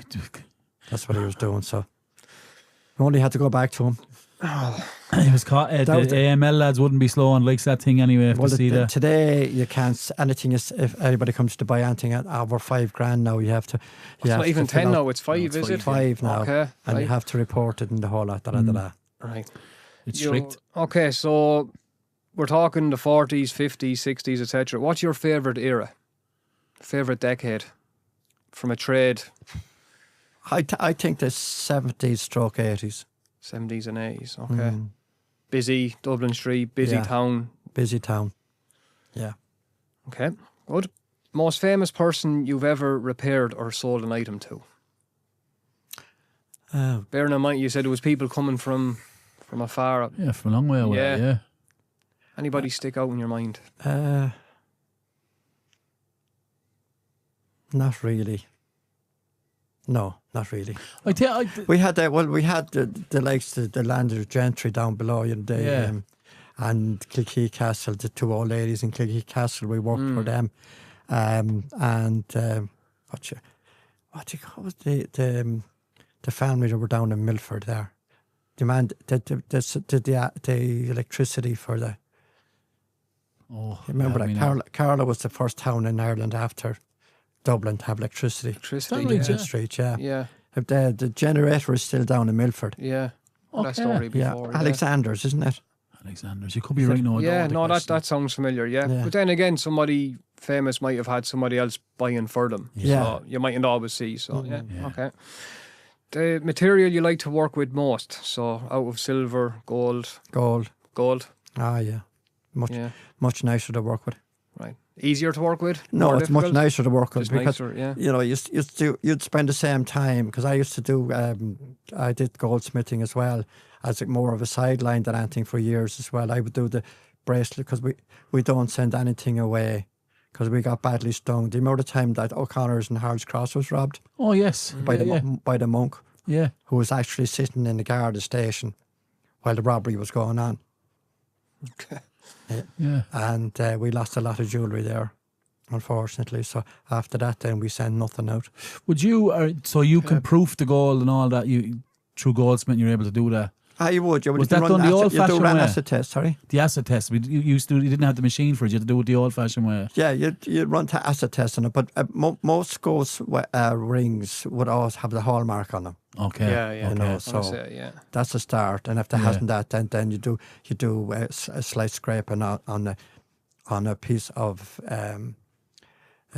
sandpaper, and then you put the acids on it.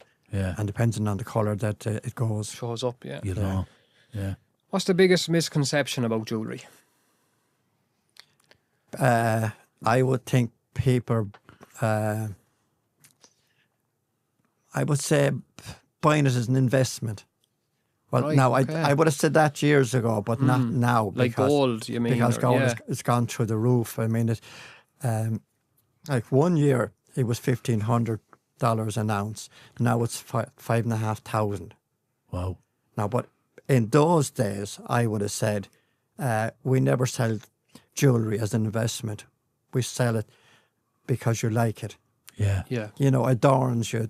You feel good having something nice hanging around your neck, or on your finger or on your wrist. Yeah. And that's why you buy it. We never sold it in the old days. Yeah. But now, unfortunately, you'd want to be, I don't know, King Farouk now to buy gold. And silver's not too far behind the pat, is it? Yeah, but that has rocketed as well. Yeah. And the last time that rocketed, the backside fell out. There were two Jewish fellas in New York buying up all the silver. They thought they were going to make a killing because gold was going up. And in those days, it was going from 500 up to 700 and 800. Right, okay. You know, and they bought up everything then. Yeah. But today, because we never thought we'd see the day that silver, gold to get too unaffordable. Mm. So silver was taken over, and like we were pleased with it because it's a harder metal, so you get a lot more wear out of it than gold, you know. Mm. And but I don't know where it's going to end up. Even gold and silver now is gone very expensive. Because it will reach a point where it just collapses, doesn't it? Really, well, it can't stay up forever. Yeah, it's ceiling at some stage. That's the sad part about it all, you know. That unfortunately, our Mr. Trump, he's after destroying the whole world, not only the markets and everything, but anyway, that's another story. Yeah. Right, our last two questions, Pat, we asked every guest that comes in. So the first one, if you could know the absolute truth to any one question, what question would you ask? That's a real brain teaser. If you knew the absolute truth, so in other words, you don't ask a question unless you know the answer. That's what they're saying. So an example would be people have said, who killed JFK? You have to know the answer to it. Nobody knows the answer to that. No, they don't actually know. Well, No. Lee Harvey Oswald. I have no answers here. I don't know. You like the mysterious side of it. Not an ever strange your mind curiously that you would say, I wonder how that got there. Not that I can think of at the moment. Even if you go back to the bricks that were found in Portlaoise at your grandfather, would you ever ask the question, or if you could have the answer to that question to say, how did them bricks end up in Portlaoise? Well, that answer would be that your man meant to build a brick wall out of it and never used it. That's what that answer was there. But I honestly, I can't. I'm curious about everything, but you know, it wouldn't register enough for me to remember it. Gotcha. There isn't any. You know what? Have a think about it, Pat, and we'll meet you in the Irishman's some evening, and you can show us the bricks in the lounge, and you can get our answer then. I look forward to that. Right, but okay. give me another month or two until I get really right when you're Okay, and the last question then: if you entered a room with everybody that you ever knew, who would you go to first? The wife.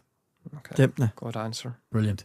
It's the only answer you could give there, wasn't it? What would you say to her? No. What would you say to her? Wasn't I glad I met her? Fair play to you. Come on, Pat. And do you know how I met her? Go on. You'll love this one. Go on. No, doubt we will. I was in college, just finishing off in college in Dympna, and Dympna was starting a job in Dublin. She's from Sligo. She went to school in Dublin anyway, and she met this girl called Mary O'Connor.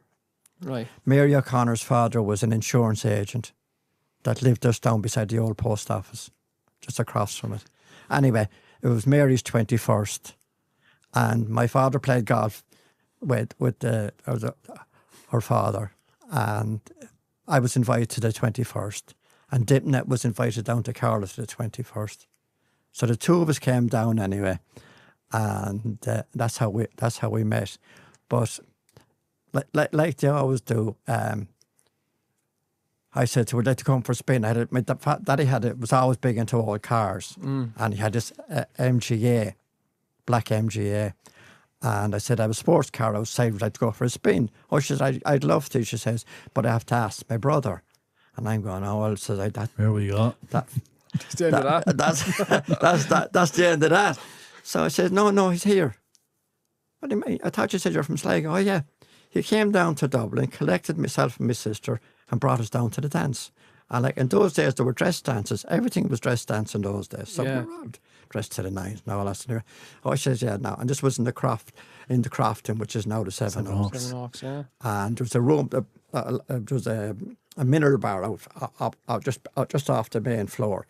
So he went in there, and there was a round table there, and he was sitting there with his sister, with Teresa and himself, and Michal was, and I got interviewed. Anyway, so once they heard I was a jeweller, and I had a sports car outside, you can go ahead. Yeah. No, you know. He has a few bob, yeah, exactly. Yeah, there's prospects there, you know. So that was the start of meeting Dympna. But you know how strange it was. The two of us had been in Dublin, and I out in Blanchardstown in those days. There was practically nothing in Blanchardstown then. Countryside. It was, yeah. There was just a Greyhound bar, which is still there to this day. Still there, yeah. Still open and all, is it? Yeah, it is. Wow. Yeah, and the school was in the grounds of the hospital. Okay. Yeah, so it was. I don't know. It was a great learning curve, but I probably would have learned far more from my father than I did even still. And like as I keep saying to my sons today, anybody else is listening, you never learn fully. Yeah, you don't know everything, no matter what happens. Like when I started out, there was only mechanical watches. There was no digital watches. Yeah. Then the LEDs came in, and then all the other types of watches came along, and the tuning fork watches and all that sort of stuff came along.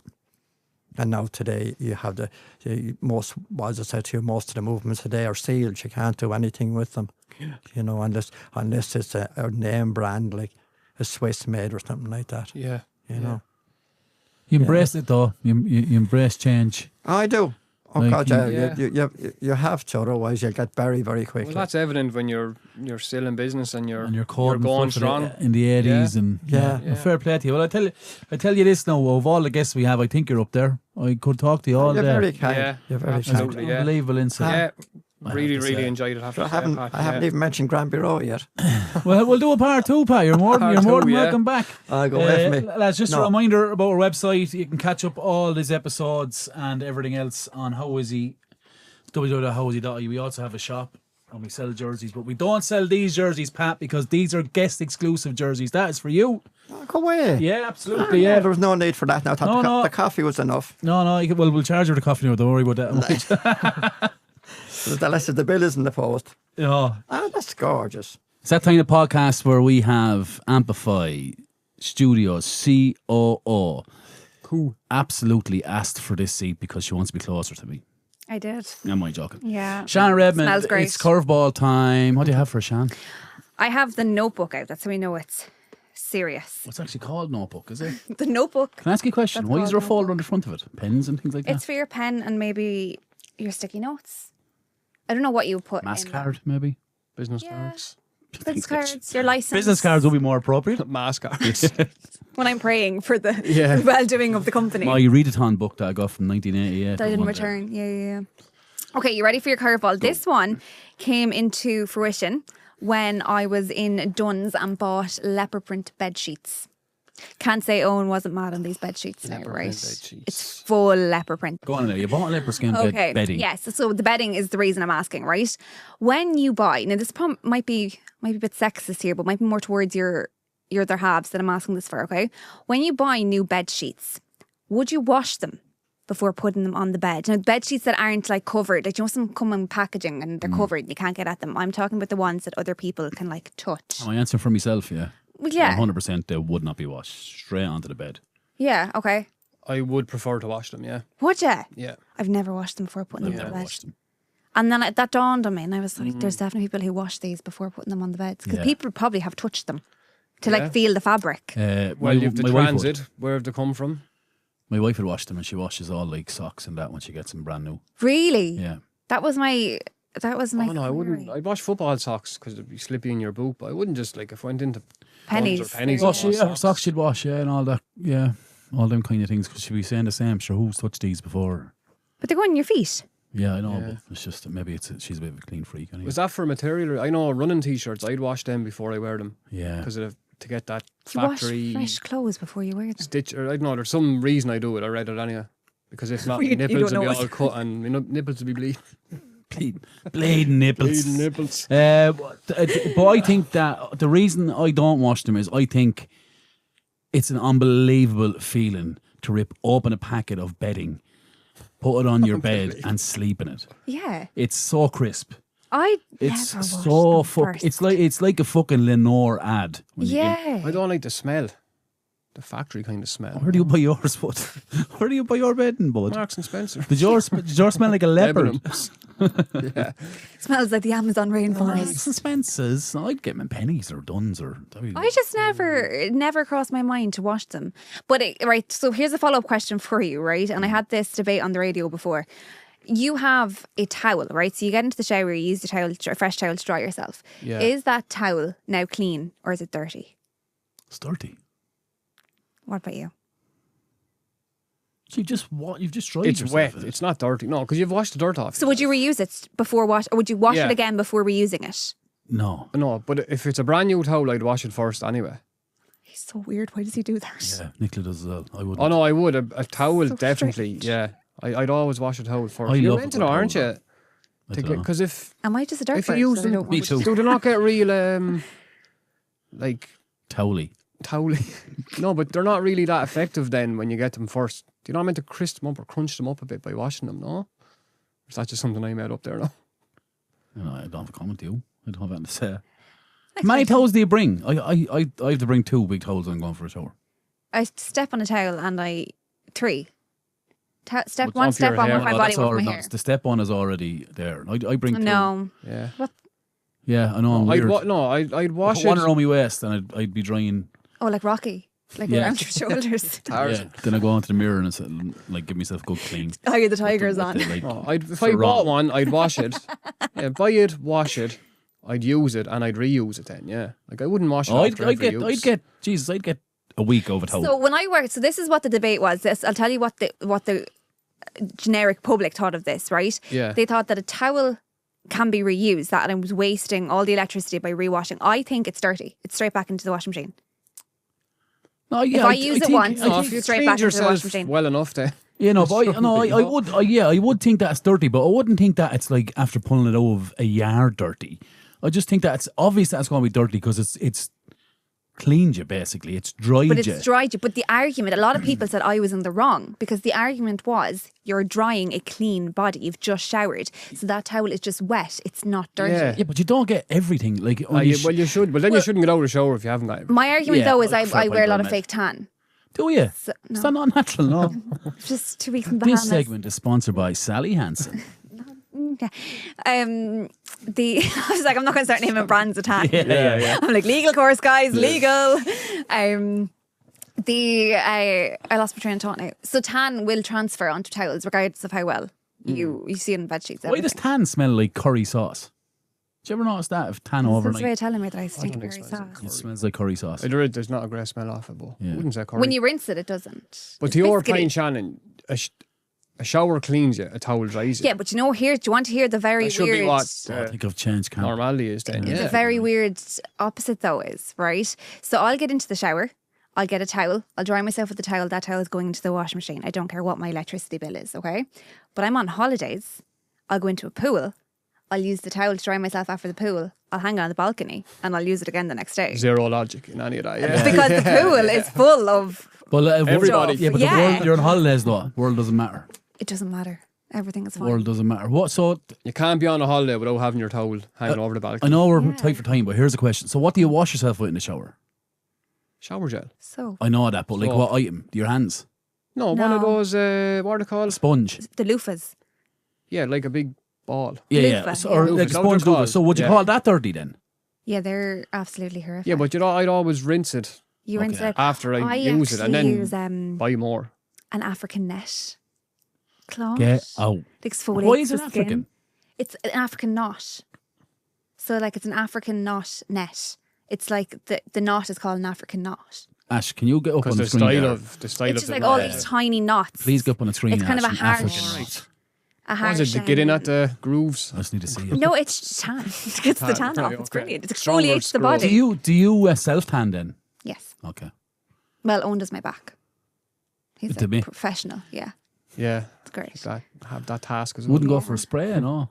They're expensive enough. Are they still a thing, spray tan? They would standard, be, yeah. I don't, Oh, well, I God, don't yeah, understand they that's why would. women get a tan before they go on holidays, get a spray tan before they go on holidays. I never get that. Because you just don't The feel line up confident by when the you're pool don't pale. want to be, Yeah, you don't want to be pale. It's alright for me though to be like fucking No, you can go for a spray tan. translucent. Yeah, but generally lads don't mind about this. You're tanned anyway. You always tan, guys. Yeah, I can take the sun a bit better maybe than some, yeah. Yeah, you like the Than old you. sunbed as well. I don't tan, not really. I don't like a sunbed. I don't use You do love a sunbed. sunbed. No, I don't. That's a You do. You rumour. bought one. You got one on Team. That's defamation. I'll show you a picture of an African Alright, knot later. okay. It's great. You should What, really what invest. do you watch yourself with? Your paws? Or do you No, I have a use sponge. I love an old sponge. a sponge, like old school sponge? Yeah. Do you use soap? I don't use soap anymore. Like Dove and in Yeah. hotels, I would, yeah. I get the Oh, yeah. there's like soap bars, I mean. Like. yeah, Oh, I you use can a get soap like a- bar. I put in like it's like this Yeah. basically like a sponge essentially, but it has like an I know- opening. I know the one. that you put a sponge I know or the the one. soap in. Do you? Yeah. Do you have the very one? I don't have it. I don't own one. It's very good. That's My what I wife use. does. Because No, just- sometimes they use the I, anti-back I, soap what I always do is I get into the shower, get under it. Get, under the shower. Get a sponge, right? Get the sponge wet, give it a couple of rinses, and then just give a little dab of myself in a sponge, out with the shower gel, squirt an unnecessary amount on it, and then just cover myself in suds, rinse myself off, wash my hair, get out. Do you use proper That's it. shampoo or do you just use your body wash? Oh, No, I use I use shampoo, shampoo yeah. at Tesco. I actually, I'll never forget the time that Ritual shampoo I'm using at the moment. I never forget the time I was in. Oh, it's very expensive. oh, there we are. There okay, we Ash. are. Look at them. So which one is the African knot then? There. That's what the sponge How would you man looks get a like. picture of me bottom left getting out of the shower? I don't know. Top right there, no? So I don't want they're to see it. Don't let me see that. That's what it looks like. So there. Which one is see it? There is right. See the fifth picture across. Ash, if you go to the fifth picture the top? across, Yeah, I use them yolks. right. You see there. Ah, you see it's the netted. knot. Yes. Wow, it's like washing yourself with a railing. A what? Like a steel like railing. a fence, like yeah. What did I say, railing? Yeah, yeah. Brilliant. Well, there you go now, guys. And yeah, There you go. I lost my train of thought there, but yeah, that's your curveball for today. thanks, Shannon. Thanks very much. See you in next week. Yes. We're all wearing the same clothes. Good luck. Lads, this episode, thanks so much for tuning in, everyone. Pat, like I said, you were absolutely a pleasure to speak to. What can I say, lads? I was a bit apprehensive about the whole thing because it's been a long time since I did interviews on the radio and stuff. Yeah. And I'll have to tell you, sometime we closed Dublin Street for a day one year. Why? We had RT2 down radio. Oh, yeah. Yeah, closed the street. You're live on the radio. Yeah, Mickey Mack was the announcer. Mac, yeah. You're destined for greatness, weren't you? Oh, we did. We brought out some of the people on the street weren't happy about it, but most of the shops were very happy. It was Sunday, Saturday. We had music on the street. Great publicity and oh yeah, but it was everybody in the street contributed to it, and we had chairs out and all sorts of things went on the day. Great, Very good. brilliant. Anyway. Guys, chatting else, 4 o'clock, wrap it up. No, just have to say I really enjoyed that conversation with Pat. Wouldn't have known you personally. Pat obviously know who you are, as does everybody in Carlow. But no, I just wish you continued success, and I look forward to meeting up in the Irishman's. I second that. Absolutely. We'll have a look at these bricks, Podge. Yeah. Anyway, that's it. Make sure you like, follow, and share on all the social media platforms. We are on all social media platforms. As always, not my podcast. It's not my podcast. Good luck and God bless until next week, folks. Thank you. The How Is He podcast is brought to you by Patrick O'Toole Building and Carpentry. Trusted building contractors based in Carlow and now proudly expanding into Kilkenny. Specialising in extensions, renovations, new builds and commercial projects. Priding themselves on bespoke one-off builds tailored to each client. From roofing to bathrooms and everything in between. They deliver quality craftsmanship and reliable service.